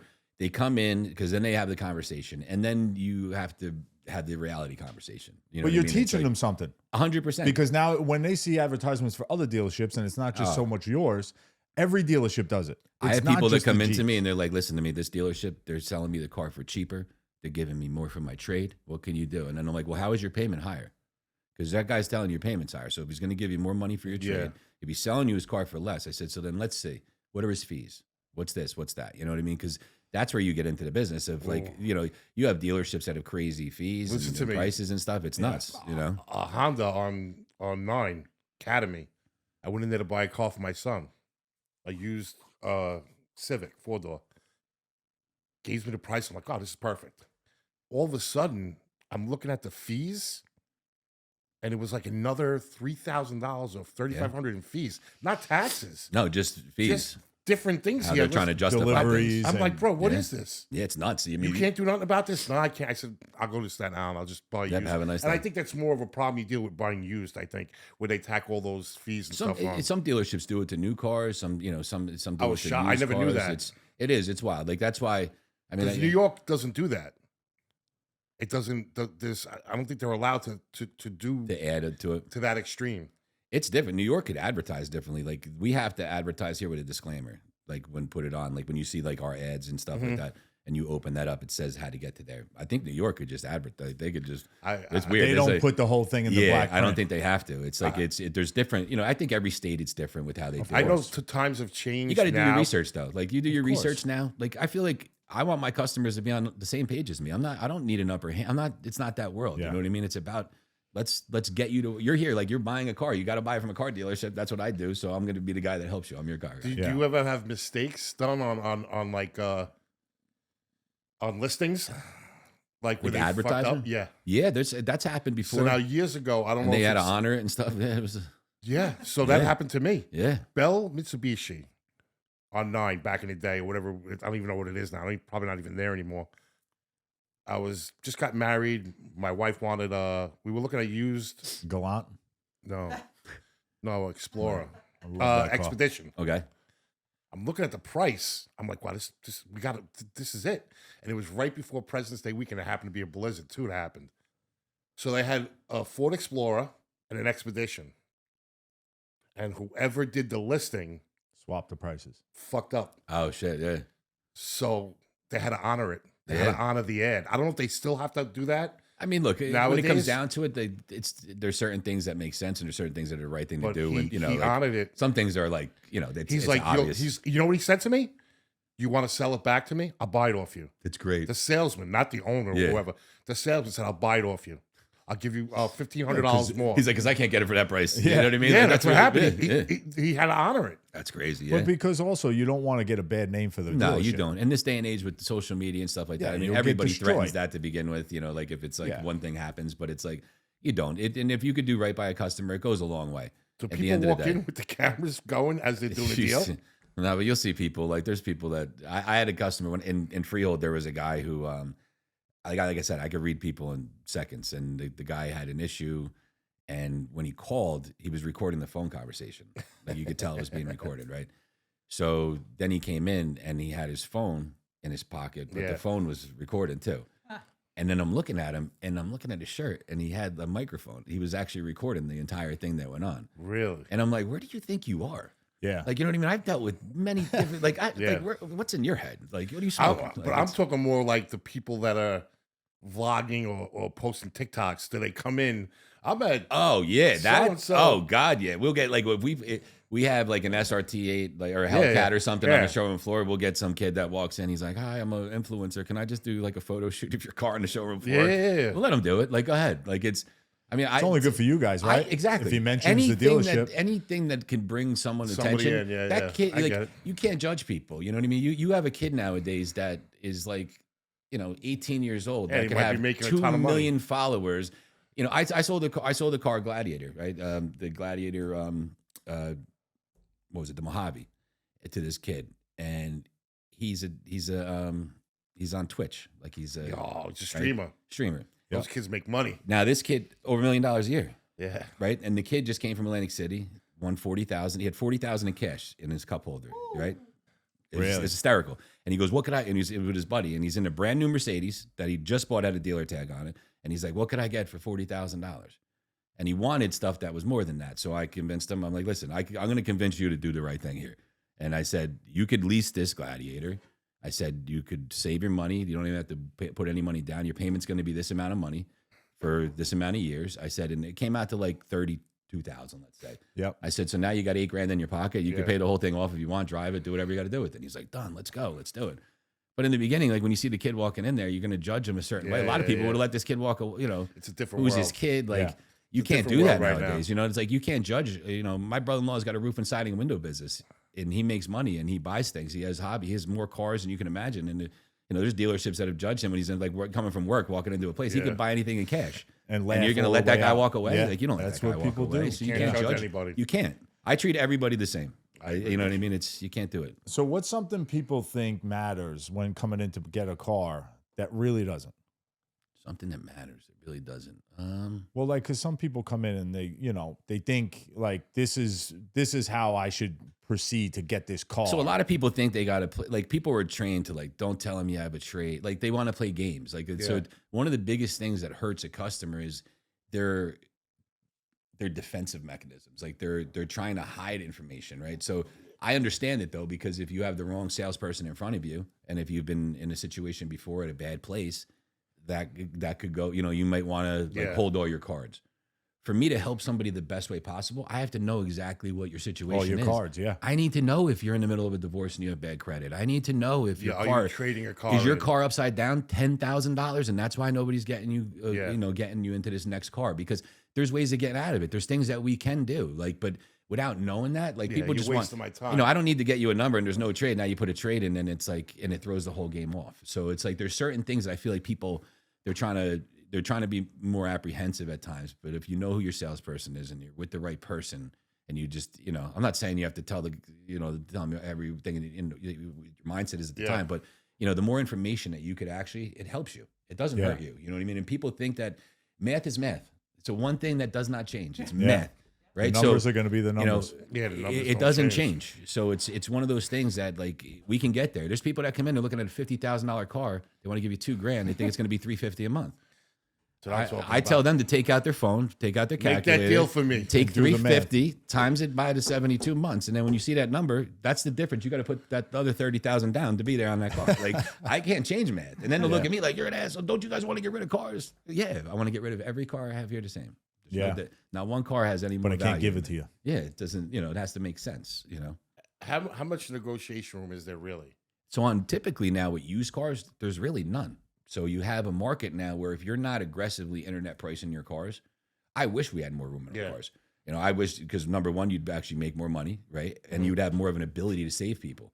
Years ago, you went to a car dealership, they were, this guy's saving me $3,000. This guy's going to save me $2,000. Well, that means their car is actually overpriced. Yeah. That means that's all fluff. It's all BS numbers. Yeah. So nowadays, if you market your cars, there's enough information out there and you know, with the computer and stuff and auction reports where you could market your car to where it's a fair sale price for the car.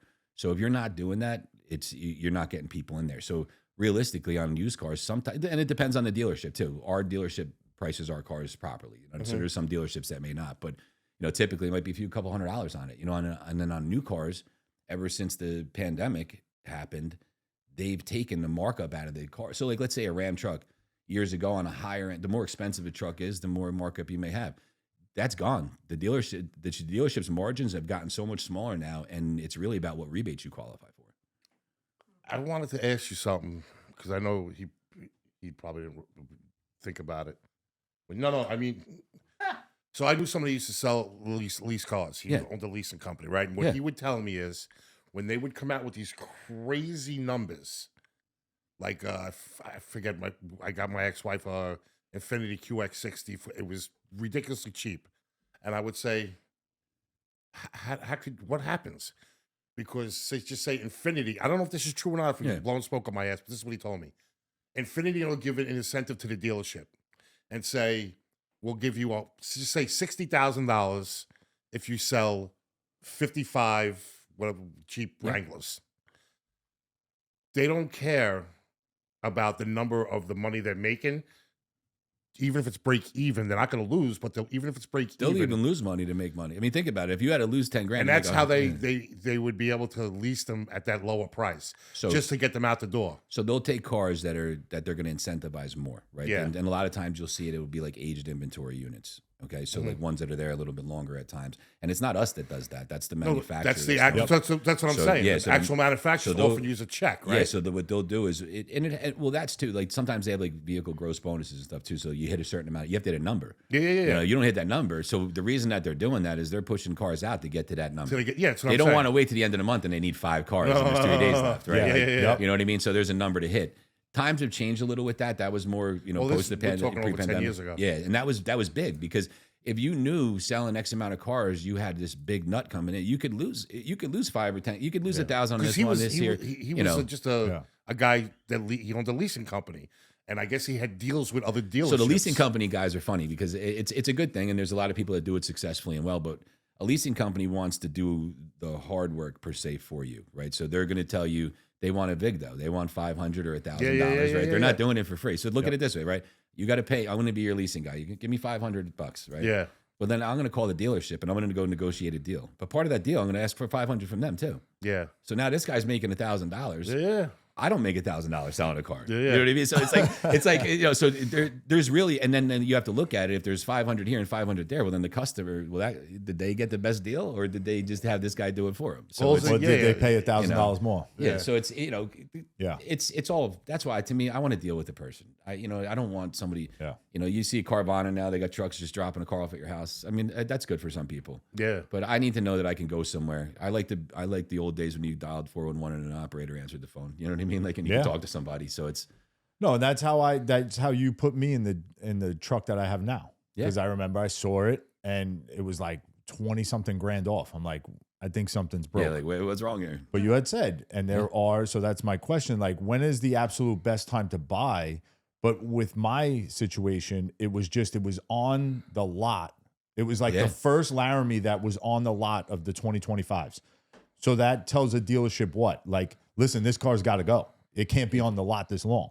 So they have, there's a certain point where obviously like they pay for the cars to be there. You're on a floor plan. So the dealership pays money for these cars. When you go drive past a dealership and you see 500 cars sitting there, they're paying for those cars. You know what I mean? There's a money on those cars every day. So there's a sense of urgency to sell your cars. Some people look and they're like, these guys don't ever sell. We do. It's like the cars just get replaced constantly. You know what I mean? At times when I got into business, I'm like, you guys ever sell these things? Like, they're always here, but so they're constantly coming. So, there is an incentive to move them, but the older ones, obviously there's more of an incentive. So they'll put extra. And sometimes it gets to a point where not only does the manufacturer do it, the dealership's doing it. Like we have a Wagoneer right now that I think is $12,000 off. It's a 2025 like leftover. And that vehicle to have $12,000 off that, it's insane. What is the price on that? I think it was like in 110. No, it was like 80 or 70, something like that. They go up as high as 100, right? 130, some of them, yeah. It's a great truck.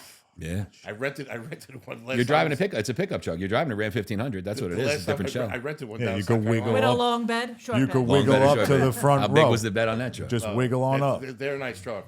No, Ram makes a good product. So what's the best time of the year to buy a car? Christmas, man. Everybody wants a car for a gift. December's the worst. It really is. Like for me, I always say December's are kind of Cold slow. months Like, are probably I thought it's bad. December to remember. yeah, that's for Lexus. They do that. They want everybody to go buy a gift for somebody. Let me buy you a gift that costs you $1,000 a month. All right, here you go. Typically, I want to say like our business, when you hit President's Day, like the business is slow. January, February is kind of slow. President's Day is going to be the start of the buying season. So you have February, March is usually a very busy month in April, and that has to do a lot with tax returns. Checks are coming in. Yeah, it's you have a customer who might be they need $3,000. They're at it's the car's $699 and they're trying to be $599, and with $3,000 they can get there, and then they got the tax check back and they got $5,000 back and they got to put $3,000 down on the car, and so that happens more. And even when the pandemic happened and people were getting all this extra money, you should see people were buying cars. Like I've never seen the car business.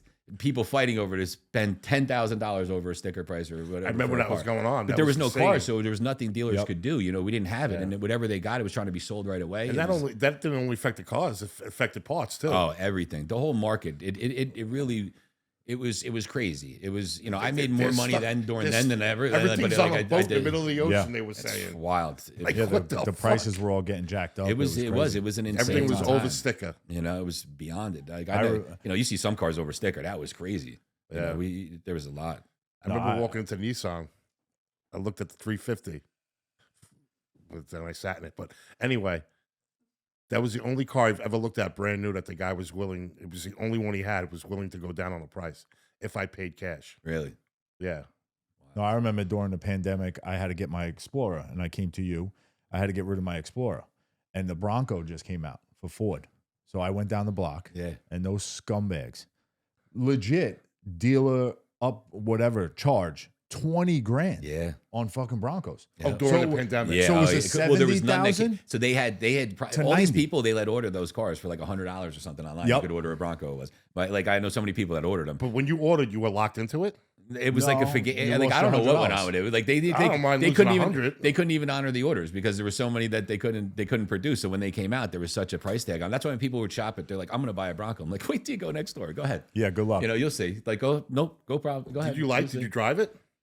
No, I didn't even get in it. When I see a dealer upcharge $20,000, There's never on top of a $80,000 truck. I don't think you should need anything that bad. You know what I mean? That's just because that's going right to that dealer's pocket. Look, there's people were paying up on everything. The stupid fucking truck that came out, that Cyber truck, they paid up on. When the Hummer came out, look at the G-Wagons. The G-Wagons, they had $150,000 markup on the G-Wagons during that time. $150,000. That's insane. I would buy a townhouse in Florida before I did that. Like, you know what I mean? You know what because I'm laughing at now? But they knew who was looking to buy those cars. It's a want. It's not a need. It's a No, want. So and you want it, you're paying for it. the people you know what I mean? overseas were going to pay it. If you have fuck your money, it doesn't matter. Yeah, and that's who they were And that's what marketing it at comes that down time. to. Yeah. The guy that don't want to wait for it. Yep. Yeah, it's they knew who was going to buy it. The overseas guys are going to pay that money. Yeah. The Arabians. All right. Lease, cash, or finance? What do you guys prefer? Doesn't matter. I just prefer them to be in a car that they like and they buy it because it doesn't. Doesn't we make don't. a difference? We don't. There's no incentive. Like people come in. That's another thing. Like you were asking before. Like what do people think? People think if they come in with cash, it's a better deal. It's not a better deal for cash. It actually. We as a dealership would make less money if it was a cash deal because with financing and stuff, there's money that's to be made with financing, right? So it's not an advantage to have cash. You know, to you it is. It's the best thing for a customer because you're not paying anything. It's your cash. You own it now. It's yours. You own it. You know, but There's for no me, interest, no nothing like that. Or... Typically, most people lease though because most people are on a payment. You know, Yeah. people are payment buyers, so they're looking for a car that fits a budget. You know what I mean? So that's going to be if you could get them to buy the car right for that payment, they would do it. But I in also reality, think people are more prone nowadays to not want to have to worry about fixing a car. So that's every the 3 biggest years, thing. So basically, You're getting a new car. It's covered under warranty. You don't have any headaches. You know how many, I watched my cousin shop. You lose so many customers. You're like, what happened? Oh, I lease everything now. So Yeah. you're only getting them in for service. Yeah, it's true. Oil changes. Yeah, basic maybe maintenance. breaks at the end. And then when they're Right and before they when they return come, it? and what happens is with us, we sell a lot of certified pre-owned cars. Most of our used inventory is certified pre-owned. So we get those lease returns. They come back with 30,000 to 36,000. You know, some of them more or less. But then they go through our shop and you know they'll get the brakes done or tires on them if they need it. Like all that stuff goes through. So the next person that's actually getting that car that's certified, those are all great buys. Now, what do you guys cover? What dealership? It's Chrysler, Dodge, Jeep, and Ram is Chrysler, what we Dodge, sell. Jeep, and Ram. Which is pretty much Jeep and Ram. Yeah. You know nowadays like that Chrysler's pretty much fallen off. Thinking about going back to Dodge after this truck. Hey, anytime, you know, we're always there. I never thought I would say that Hollywood. because I thought Chevy was the way to go, and then it just It's let me funny. down. I went to a training class one It time. really did. It let me down, Chevy. We had a training class, and I don't like the truck. when they I don't did like the, the way it when they did the drives. new Rams. When the new Rams came out, they brought us up to it was like the Livingston Mall or something in the parking lot. They had this whole like event, and they had the 3 work level trucks and then the 3 highest level trucks, right? So like the Ford Platinum, and the High Country or whatever it was, and then our Limited. And we got to drive like this obstacle course. They had it like almost set up like you were in the New York City. They had a guy like jackhammering, like it was crazy because so you could hear like the noise, vibration, and harshness, right? And you got to take each one of these. They had this thing where you went around the turn and they had like a rope in the road so that when you hit it, when I hit it with the Ford, the thing kicked out like it's fishtailed. Yep. When you with the Ram, boom, like it was perfect. So you got to drive, you know, because I don't really get I only drive what we have. I'm not a car guy, so it's like I don't get into them a lot. But when I got to get back to back Ford, Chevy, Ram, there wasn't there's no competition. Yeah. Like obviously there's a Well, for the every whole seat, thing with but the whole thing I think with me with the Dodge was I had 2 Dodges. I only had the one problem that I told you about with my Dodge. I was saying to myself, it's going to happen sooner or later where I get this fucking training problem with the Ram. Because Matt had 4 trannies and 1 truck. He had a. Oh, that sounds like Matt's problem. that sounds like no, it was lemon. whatever he's trannies. into. I mean, you know what you're into. It's a different way. They not picking had up. a lot of transmission He's not problems. the Ram. picking up on I it. know he's not picking up what you're putting down. So Matt I had was 4 trannies. Yeah. Sorry, Matt. That's disgusting. This is a family podcast. You brought it up. This is a family podcast. He got it. You're back. This is a family podcast. Sorry, Matt. But that's what pushed me. Didn't push me, but that's why I was like, I'm going to try a Chevy. Yeah. Because I got lucky with 2 Dodges. And then I fucking crapped out. I hate this fucking Chevy. No. Yeah, you take any early leases? Yeah, a lot of people get out of leases early all the time. Sometimes it makes sense and sometimes it doesn't. So I don't know what a lot of my times, like numbers we have to, what we do is in a situation like that where there's payments involved and there's like a loan that's out there. I personally will take that and with a piece of paper, I look at it to see what's the best option. You pay this a month right now, you're going over the mileage. At the end of your lease, it's going to cost you this if you continue to drive. But if you get out right now, you could take that money you were going to put negatively to positive. Yeah. There's ways of doing it. Sometimes in my head it makes sense and it might not make sense to the customer, and then it's not going to be a deal. Oh, definitely. So what's the craziest customer interaction you've ever had? Oh God, I've had. I'm easy, bro. Brian, I need I've to had people spend 500. drunk, That's it. trying to come in, from a, like they Trying to test drive a car. Yep, I had one guy when I was in a Subaru that had eyesight technology, and I was driving down, Willowbrook Road in Freehold. Yeah. So I'm driving. The guy's driving in the car, and he starts to shift over to where the parked cars are coming up to us, and I'm in the passenger seat. And I'm just watching, and I'm like, what's this guy doing? What's this guy doing? And then finally, I just reach across him. I grab the emergency brake, pull the brake up on the car. The car stopped short, probably 10 feet before it was about to hit a car. And I was like, what the fuck are you doing? And he's like, I wanted to test out the eyesight. And I'm like, get the fuck out of the car right now. Get out of the car. I got him out of the car. I got in the car and drove. I drove back to the dealership. I got back. I said, have a nice day, sir. Get out of here. We don't. I didn't test drive I didn't test my bulletproof vest before I put it on. You know what I mean? Yeah.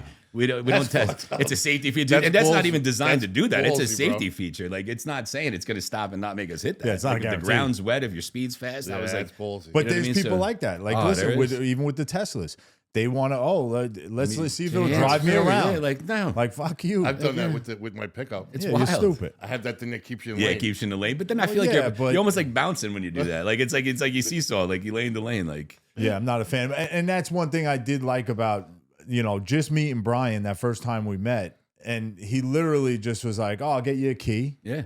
And handed me the key. Yeah. He's like, all right, I brought it up for you. And normally the guy would come with you. Yeah, I typically don't go on test drives. I've had so many. After that incident with the guy, I've had so many types of things like that, and there's all different ways of looking at it. Some people are like, oh, you want to go on the test drive, you want to talk to the customer, you want to hear, get information from them.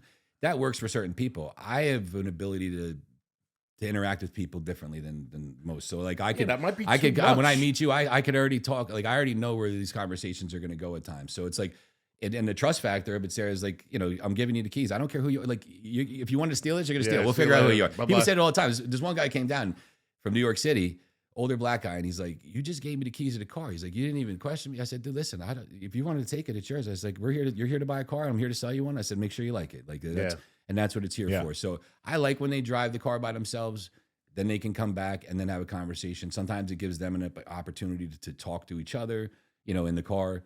If someone by themselves, they might want to call their friend, I'm in this new truck, drive, and they get their experience from it. So to me, I like it a lot better. And I'm doing stuff while they're doing that. So I'm always constantly kind of get things done to, what's going to come ahead. I'm always playing chess. So it's what's next. Has anyone ever got pulled over in an accident? Oh, on yeah. a test drive? Yeah, absolutely. Yeah.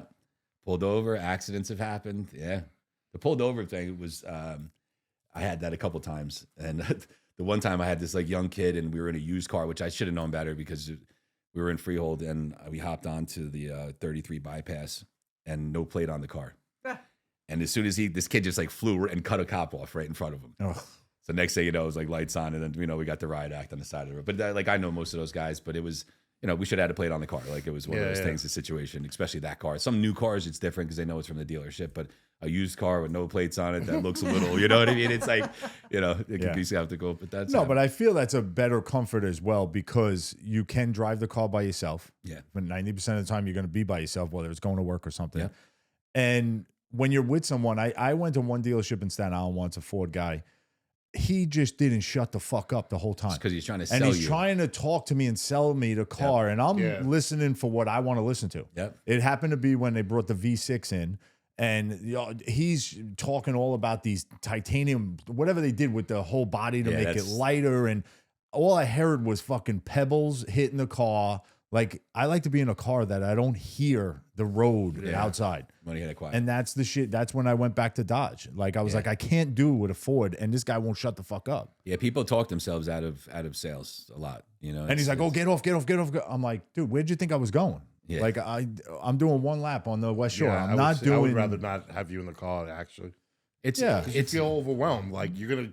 It is. You're going to be in my ear as soon as I come back. As soon as you come back, and it's there's all philosophies behind it, but it's definitely smart. if you're trying to sell somebody something, you got to be in their face. If you're trying to help somebody, you want them to make the right decision. So it's like, I feel like when you come back, you're going to know, did this feel comfortable? Like I'm not there to, you know, people feel differently when you're on stage and you're in, you know, you're in that situation with them. So it's like, let them, you know, I believe if customers relax, they make the right decision.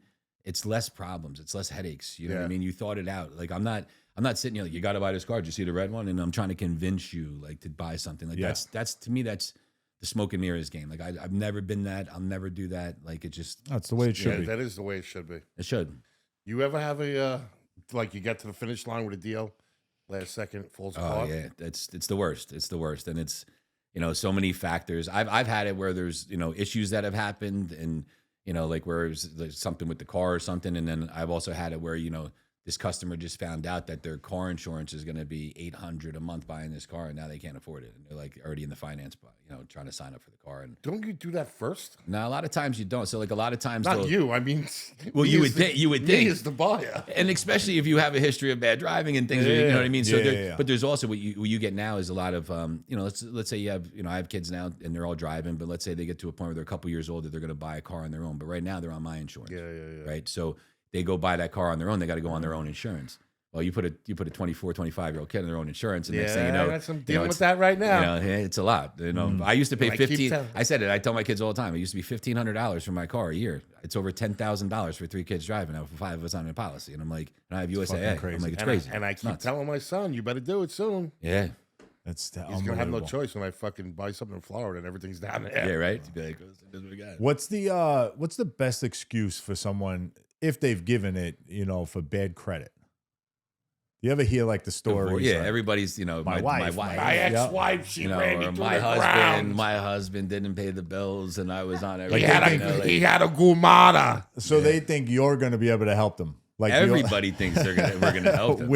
I mean, trust me, they'll come in with every situation, and real. I mean, that's what they're there for, and it's like we can help people in those situations. So it's like, you know, there's people that think they cannot buy a car, and that's not the case. You know what I mean? Yeah.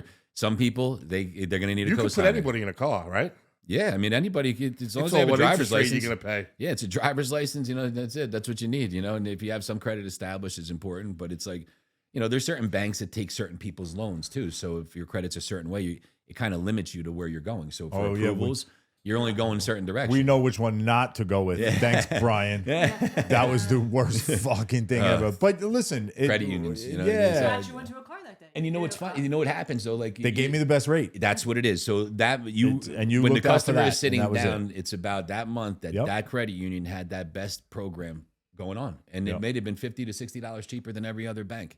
You know, so that's why you're with that bank. You know, sometimes it's credit related, sometimes it's the best program for the month. You know, that's the stuff that people don't understand that's going on behind the scenes. There's a lot of things that happen that to make the deal happen. Yeah. You know, to make sure it gets approved. You got to keep up on your game too, I guess. Figuring out who's got what deals going on, right? Yeah, banks? So the banks will always send stuff out that, you know, what the program is for the month. You're going to know that, and then there's like lease calculators and stuff that they put stuff in to come up with it. But yeah. Will you reach back out to people that like say that it wasn't a good deal? You'll remember and be like, hey, this incentive came out, and you'll call them back. Yeah, so I try to, like, it happens less and less because I feel like a lot of my customers, like when I try my best to give all the information, everything I can while that customer's there. So like if it very rarely does it change, but like what in certain situations will happen is the month changes, right? So we're working a deal right now. It's the 26th, and the program, let's say on April, on the car you're looking at is a little higher than you want it to be. So then now May comes out, and I find out there's an extra, because they'll come around. Listen, we got an extra $2,000 on Grand Cherokees. You know, if they're let's say that you have a Jeep already. If you're a one of our loyalty customer, or sometimes it's a conquest. Sometimes it's like, hey, if any Ford in the house, they get an extra $1,000 or something like that. So call your customers back, ask them if they have a Ford. A conquest. So it's wild, okay. yeah. So they'll so basically stuff like that. That's when I'll call. Like if I know it can make a difference. But typically, I don't call and beat up my customers all the time. You know what I mean? Right. Like I always tell them, here's my information. I'm here if you need me. You call. You know, if you need something, call me. I'll call to check. You know, how was this or that? But like outside of it, I kind of leave it more in their hands. And you've done that with me, so I know that's definitely true, people. Yeah. Have you ever refused a sale to somebody? Like you were just like, I'm not doing. Well, the guy you took back on the yeah. I that mean, guy yeah. you refused. Yeah. And there's been people, if they were like, like I said, like there's a lady who came in that was drunk, and it was like a whole situation where like, I'm not selling this person. You're not test driving a car. You're not. You can come back at another day. Tomorrow's a better day. Yeah, tomorrow's a better day. Does Cleavage get discounts? Nah. Kurt. No. It's true. It's a legitimate question. Kurt, 2026. Get I know, he's right? not going to be looking at your But you're cleavage. left though. You'd be There's definitely surprised. girls that come in. You'd and- be Oh, you're talking surprised. girls. I thought you were I'm talking talking about you. Kurt's cleavage. I'm But talking you'd be about. surprised. People think I'm sure there's people with their intentions. I mean, I don't know. I don't look when I judge everybody. Like I said, I don't know if I was a chick, whether you're I'd the be in there president, flashing you my could be the tits. president of the United States, or you could be the janitor that cleans up the building. You get the same respect from me. So I don't believe you, Brian. yeah, I'm telling I don't you, believe you. it's proof's in Big the set of pudding. boobs. Ah, Oh my God, maybe Kurt. 20 years ago. I'm good. I'm a mature, responsible man now. So, Look, I'm all nervous. so tomorrow somebody walks in. What's the first thing they should do when they approach a car salesman? It's the first thing that you ask for Hollywood. That would be what I would say. Now, but they got to. What I would do, I mean, even before they get there, is to do your research. There's enough information out there right now that you could do real research.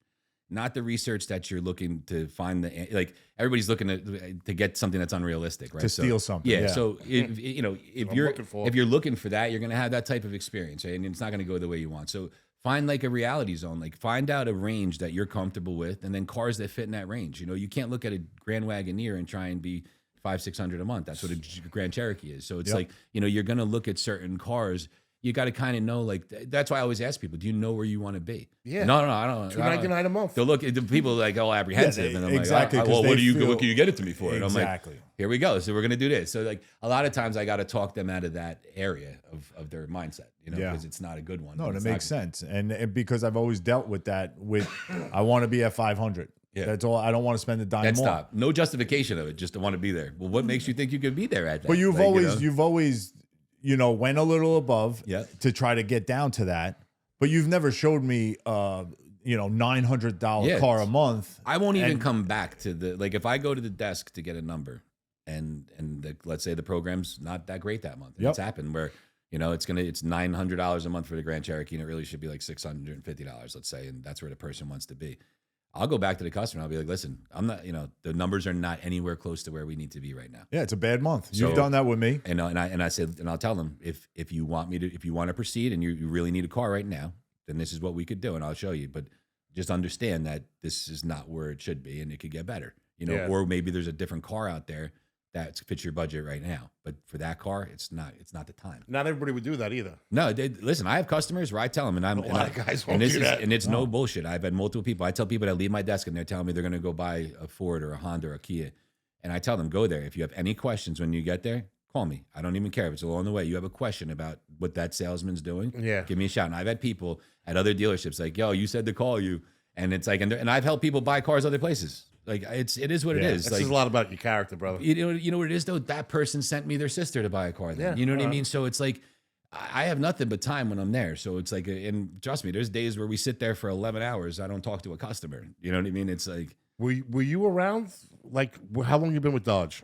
so I've been in the business 14 years now. So you were there for the whole Ram 1500s going for under $300 a month. Oh yeah, absolutely. You Yeah, must have been fucking. they were losing your great. shit. But we had You so remember many. that? Everybody I had had so one. many Every friends. sanitation worker had one. All my friends are like, I know like a ton of cops in the area, like just from playing softball years and all that kind of stuff. And all these guys, I put more friends. Yeah, in, but how in- did that happen? So they offered certain percent. Sometimes they're giving 20% off on the car. So it's a $50,000 car. They're giving $10,000 in rebates. So that's like you putting $10,000 down, right? That's extra money. So like, And they mass produced them I'll too. never forget They it, got man. done but that that's was really insanity. what it was. Like right now, like Jenny and I both just got Grand Cherokees, and she was 10,000 in rebates, and mine was 11,000 in rebates on a Grand Cherokee because of what we qualified for. Yeah. There's people that don't have. There's one rebate that was over $5,000 if you weren't coming out of a lease. So if you didn't have that, that's how like the neighbor goes, well, I got screwed. This guy's paying, Yeah. $550 and I'm paying $750. Well, Yeah. you didn't, You you're not in the qualified. military. You're Yeah, not yeah. you're not a cop, and Yeah, you're not. you don't have this and returning this in buyer or house, whatever. and so there's certain things. There's always something that gets it there. That's good to know, man. Totally. Yeah.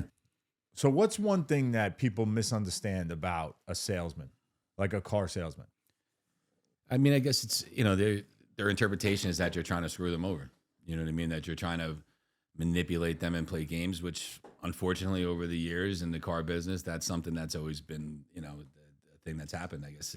And that I would say is relative to the type of place that you buy a car at, you know, how it's ran, how your management staff is, how the owner, you know, that kind of stuff. It really matters. Yeah, because I guess with you saying that, it's more of like if you have that bad taste in your mouth, right? Yeah. So now that goes to where we spoke about the leasing companies, right? Where, go ahead, you can. I was going to pull a little. Yeah. Where now they're taking all that out of it. So that's why people feel like, oh, this is the way to go. My brother-in-law does it. Yeah. Like, oh, you got to do this, you got to do that. We've sat and spoke about that whole deal. Yeah. But I'm not a car guy per se, but I'm a car guy. Like I know what I want in a car. I don't need all the bells and whistles, but I do want some things. Got some comfort features you like. Exactly. Yeah, he likes when the seat vibrates. Yep, little massaging seats. Yeah, so fuck. So, but that's what it is. It's like if someone has that bad taste in their mouth from a dealer they dealt with 15 years ago, they just want to take that all out of the equation, and it's shitty. You have to, and it's the same thing. You look at it like the flipped way from the salesperson's aspect, right? And so you get 3 bad customers in a row. They're the worst customers, right? They don't have no intention to buy a car. They're just beating you up. You almost think that they're there for like some TV show or something, right? If I take that negativeness to the next customer I have, and this guy walks in, he's like, "I'm this fucking guy. He's not gonna fucking. Here we go again." And I have that attitude. Yeah. So it's like the same thing. Like it's just like a relationship. You know what I mean? You could have had a failed relationship. It doesn't mean that you could judge every other relationship based on that same thing. So when it comes to the car, you have to. If someone gives you a bad vibe, fucking leave. Walk out. It is the easiest thing to do. Hey, have a nice day. Wife's calling me. Kids are calling. Gotta go. Leave. Like if something and anything in this world, if you get that reaction, anything. If I'm at a restaurant and shit's not right, I'm leaving. Like I'm not sticking around for what.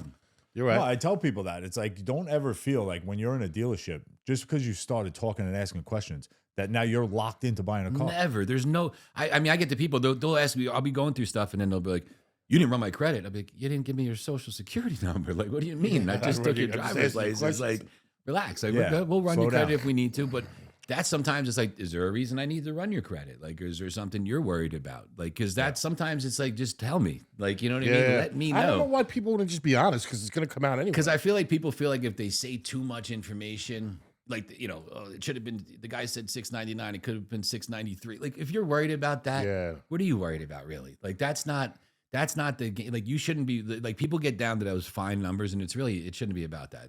If you leave to go buy a car somewhere else for $10, you didn't like the salesperson, you don't like the dealership. Yeah. It's not about. I'm not leaving somewhere. If I go to buy a couch, I'm buying the couch. Like, do do they have it? Can you get it to my house now? Let's go. Like I don't have time for that. $10 on a fucking couch. Like my time is the most valuable. I can make money every day. The time is what I can't make. So it's Yeah.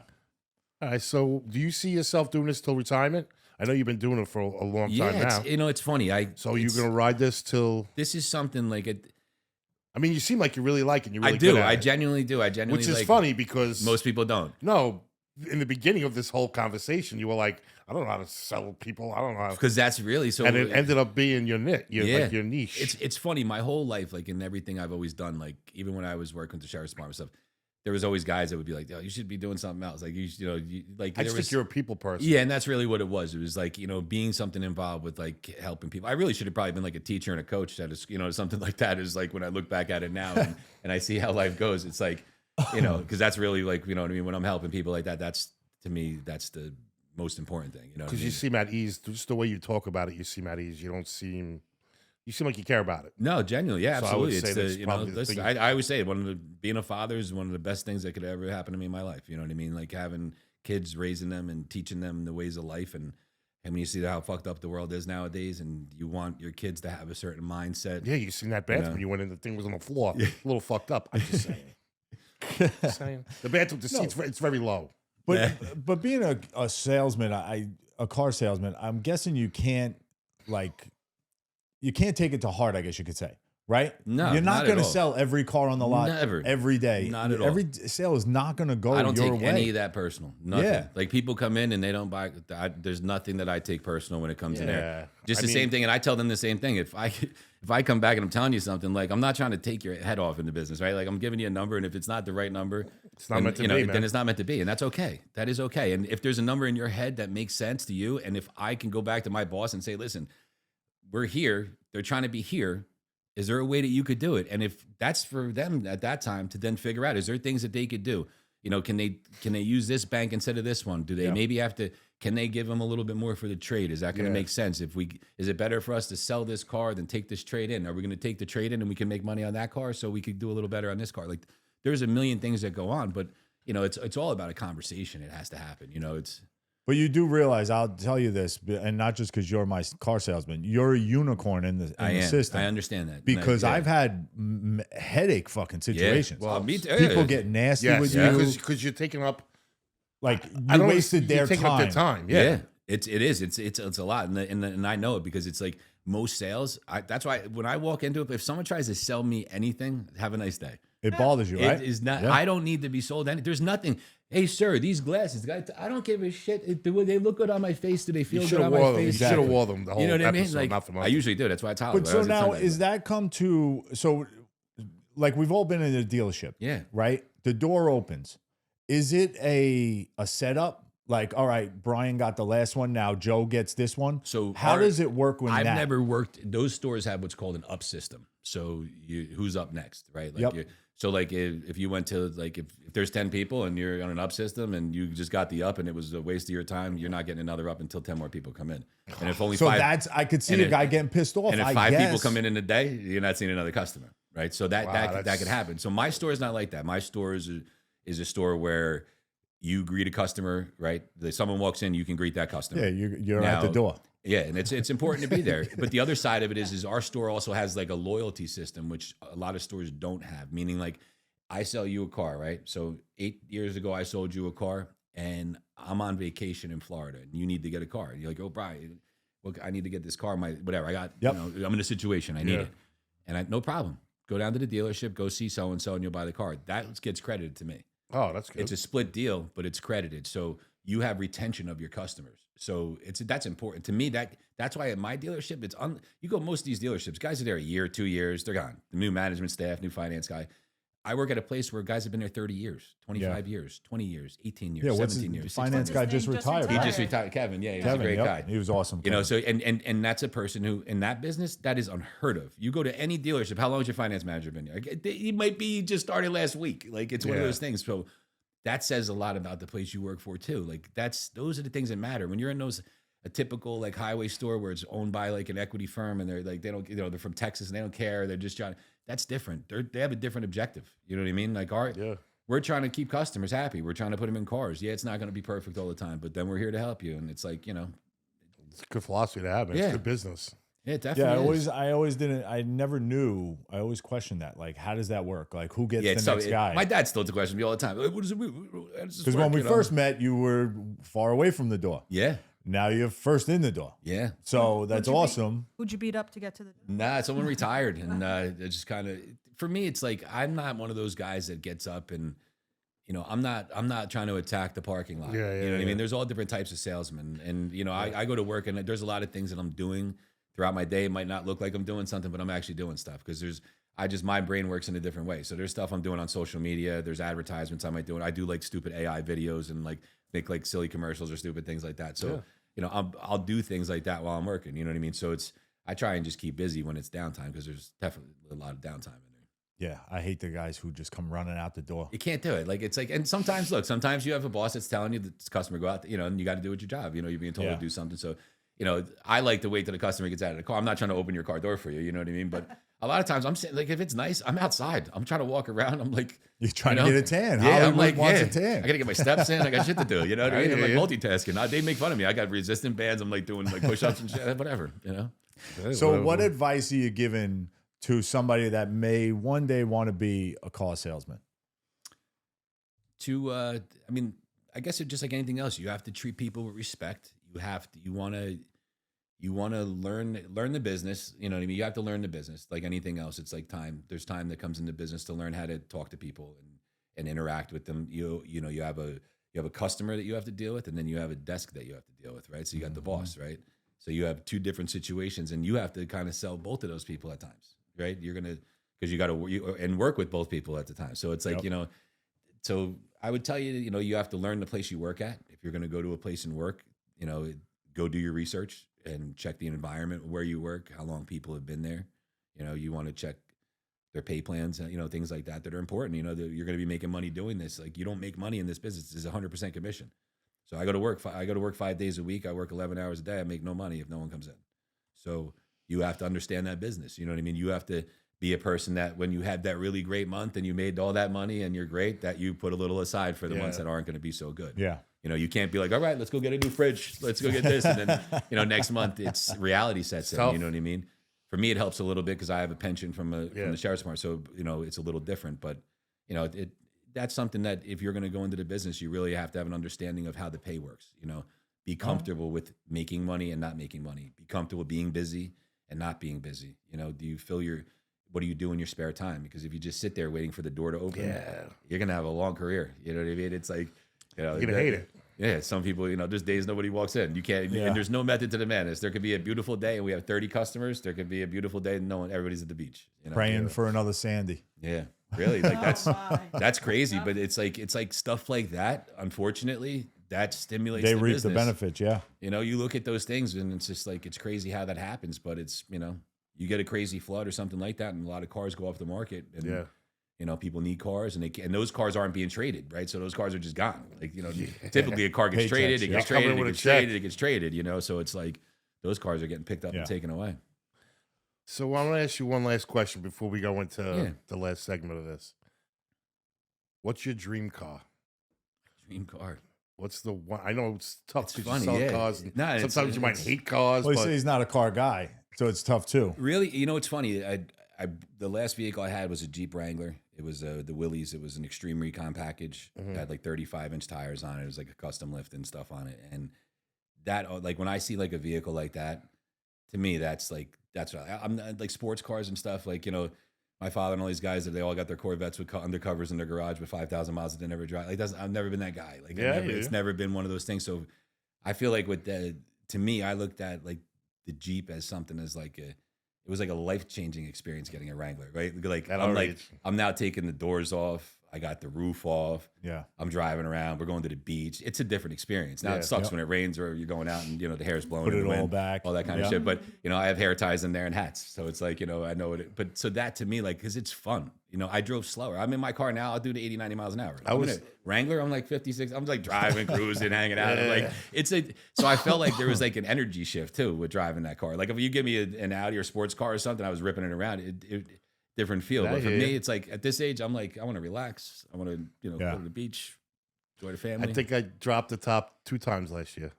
That's bad. Yeah, it's tough because it's like, some people, is it soft top or hard top? So it's a soft top, but it's a quick soft top. Okay. Yeah, you should put that down more. Yeah. It is, you get the cover. You go on Amazon and they have covers for them, right? And you throw the cover in the back. So you just leave the top down, and then if it's raining, you throw the cover over. I got the best with the best top. Best top. Yeah. Best top. Yeah. Mm-hmm. So it's just everything. It's boom. quick. Yeah, that's good. It's real quick. But say if I'm going out to Jersey, if I want to go to my girlfriend we like to go to Atlantic Highlands. And I take it's great. The fucking head is blowing. I know that's over. the hair that's ties. The game changer. You gotta have hair ties. You gotta think ahead. You gotta be a chess player. I got the Always doors. had a hat. Always had a hat. I got the other doors. Yeah, the side doors. Yeah, side those are doors. great. I bought everything. I mean, I bought everything for the truck, and I was thinking of getting rid of it because I don't use it. Keep it forever. My son's like, dude, Dad, just keep it forever. Keep it forever. I always said I want a nice 2-door Wrangler. Like when That's all my kids are paying for all their own stuff again. That's at one what I point have. in I life, have I a said I'll get a nice Wrangler. 2-door Wrangler. I want the old school ones though. The ones where you just take everything off. That's cool. It gets fucking wet. Doesn't care. Actually, doesn't now matter. you see the guy. My sister and brother-in-law, they bought it's like a custom Bronco golf cart, and these things they're expensive. I just seen a Bronco with the doors off. I didn't know the doors. Oh came yeah, off. all of it come off On yeah. the Roof, Broncos. everything. Yeah. But All these that golf comes golf off. carts they have now, they're great. That's what I want to be in a life where I just need a golf cart, like Nice. by the beach. Like that would be the true retirement. That is phase of life. that is. No, a my true cousin's retirement. husband, Robert, had an old like 80s 4-speed, and it was great because there was just metal on the floor. Yeah. There was no rugs. It was great. He would leave Just a the top Jeep. off. It would get Look wet. like the old army jeeps. Like Yeah, exactly. Yeah. And it Yeah. didn't stink. It was Yeah. perfect. Yeah, So- listen, they are fun. So a Jeep. I get it. You park I it get anywhere. All right, so we're going to do this next segment, but I want to thank you. We're going to thank you again for coming in, telling your story. And hopefully people will take this as like, don't be afraid of every salesman. Yeah, just not find at the all. right one. Yeah. In all reality. Use your judgment. Hair in the back of your neck stands up, walk away. Well, I'll definitely come see you. No doubt. Yeah, maybe he can give you $3 for that fucking Jeep. No, not the Jeep. I'll buy it. Dude, I'll take Shorter bed. Shorter I don't bed. wanna Short take a bed, fucking short bed. beat. Do you have a 2-foot pickup Get it. truck bed? Absolutely. For Kurt to be able to Coming reach out in with with the- his little we get it. arms? I get just it. need it to be this big. We'll get arm extenders. for the Yeah, bed. They with his get in little there. arms. Oh, that's $1 million idea. Yeah, we can do that. Arm extenders. Arm extenders. Yeah. With grips, with Go hands. gadget arms. Or 9-iron. Right? The 9-iron works. Hook it. Hook it All in. right, Gag, go do your thing. All right, so this is the thing we do with everybody. It's rapid fire. Okay. So I'm going to ask you a question. Answer it as, as fast as you can. You don't have to get detailed with it. Just whatever comes to the top of your head. First part is going to be with a couple questions about corrections. Okay. First day, what surprised you most? The inmates. Hardest part of the job nobody talks about. Dealing with the stress. Scariest moment you had inside.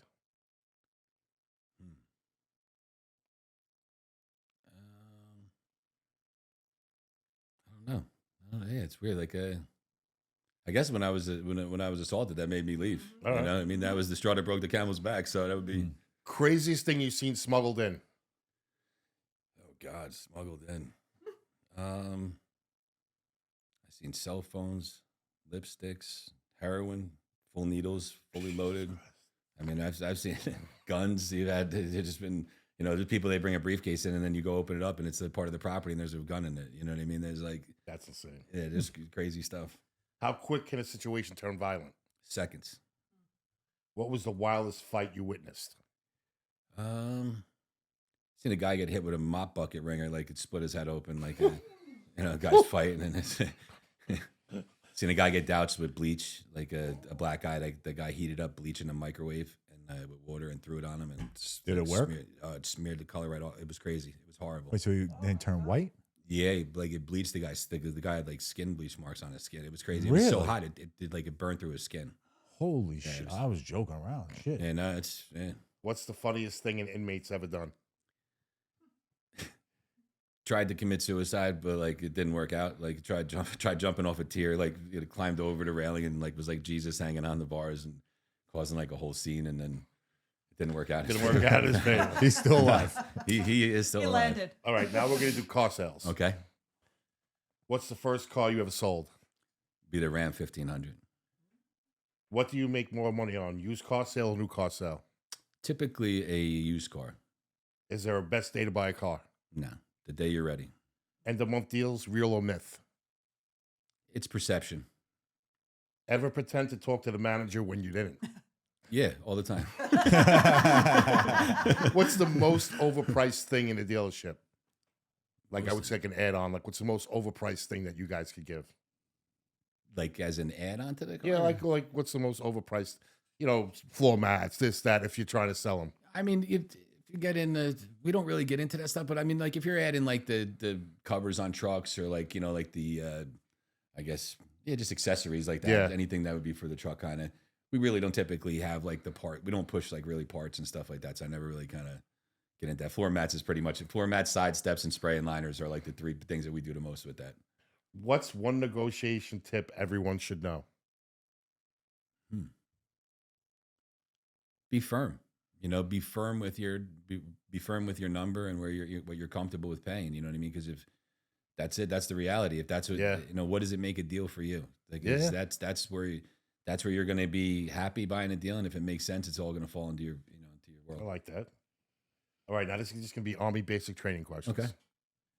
What is harder mentally? Was it harder mentally or physically? Mentally, How little sleep did you get? very little. How much weight did you lose? Oh shit! That I was probably like 30 pounds, 176 pounds when I got out of the Army. Out of basic. Did you ever get singled out, and why? For what reason? I was a platoon guide, so I was in charge of like when you in the military you have a structure, like you're gonna have platoon guide, you're gonna have squad leaders. So I was a platoon guide, and I ultimately was responsible for everything that went on. So whether it was me or not, so guys you- fighting, anything fell that, on you. Anything that happened, yeah, they would pull me out in front of the whole platoon in front of 50 people, and I would get screamed at. I'd have to drop down and do push-ups, and they did the shit wrong. You know what I mean? But well, yeah, it rolls downhill though. Yeah. What's one phrase you will never forget from that? From the military? Yeah. Stay alert. Okay. And lastly, how do you want to be remembered? I would say as a great father, as a good human being, that I did the best I could for the people that mattered the most. I like that, man. That's all good stuff. Good stuff, Brian. Good stuff. And I want to thank you again. Yeah. It was thank you awesome very to much. have you Thank come you. in I'm on happy such to be short here. notice. Great talk, man. This is great. Yeah. It's like therapy. Yeah. No. It's easy, right? Yeah. People tend to think it's harder than it is. Nah, it's listen, if you're just talking, you talk, have conversations. But it's so funny because the guy who worked in the jail, who worked sanitation with us, said the same thing. He's like, this is like our therapy. Yeah. It is. It's one of those things. I mean, the more you talk about that, like, look, there's people that hide from everything in the world. You can't hide from things. You are who you are. Everything I've done in my life has got me to where I am today. Yeah, you know what I mean. exactly. If I didn't do the good or bad things, I wouldn't be here. You know what I mean. So Exactly. It gets you to where you're going. absolutely, I agree 100%. Exactly. Yeah. So I want to thank you again. You can check out Hollywood, Brian Hughes, at SeaView Jeep, Chrysler Jeep Ram. Yeah. It's in Ocean, right? Township, yeah. Ocean Township, New Jersey. Check him out. Reach out to him. Yeah, Hollywood's auto sales. You'll never find another salesman like him, to be honest. Like, it's just so easy. Tell a number. He could get you there. He can't. Like, you've always been honest with us. That's what you gotta do. Wendy will talk to you after about Yeah. her honesty, but We'll figure that out. He's always been honest. But no, it's listen. I try to explain to people, like, the salesmen don't build the cars. Nope. Things happen, so it is what it is, and we'll figure our way out. I drive of the it. same cars that I sell, so you know what I mean. I And tell the people that tells the story right there. It's and I tell people that all the time. It's like I could have the same exact issue you have. You know what I mean? It's Yeah. not like Yeah, it's. you don't know the bad cars from the. And some people good do from have the just bad. bad luck. It doesn't matter what they drive; they're gonna have bad luck. believe You know, that. it's No, you see it. 100%. They just have clouds over them. But Definitely. here, sometimes you just got to move the cloud. Exactly. But thank you again, Brian, for coming very through. But you. like I always say, remember, be nice to people. You never know what somebody's going through. 100%. And Brian, thank you very much. Thank you, Brian. Yes, indeed. Thank Thanks, you. guys. Take care, man. Appreciate it. What's up? What's up? What's up? Yeah. Get a load of this.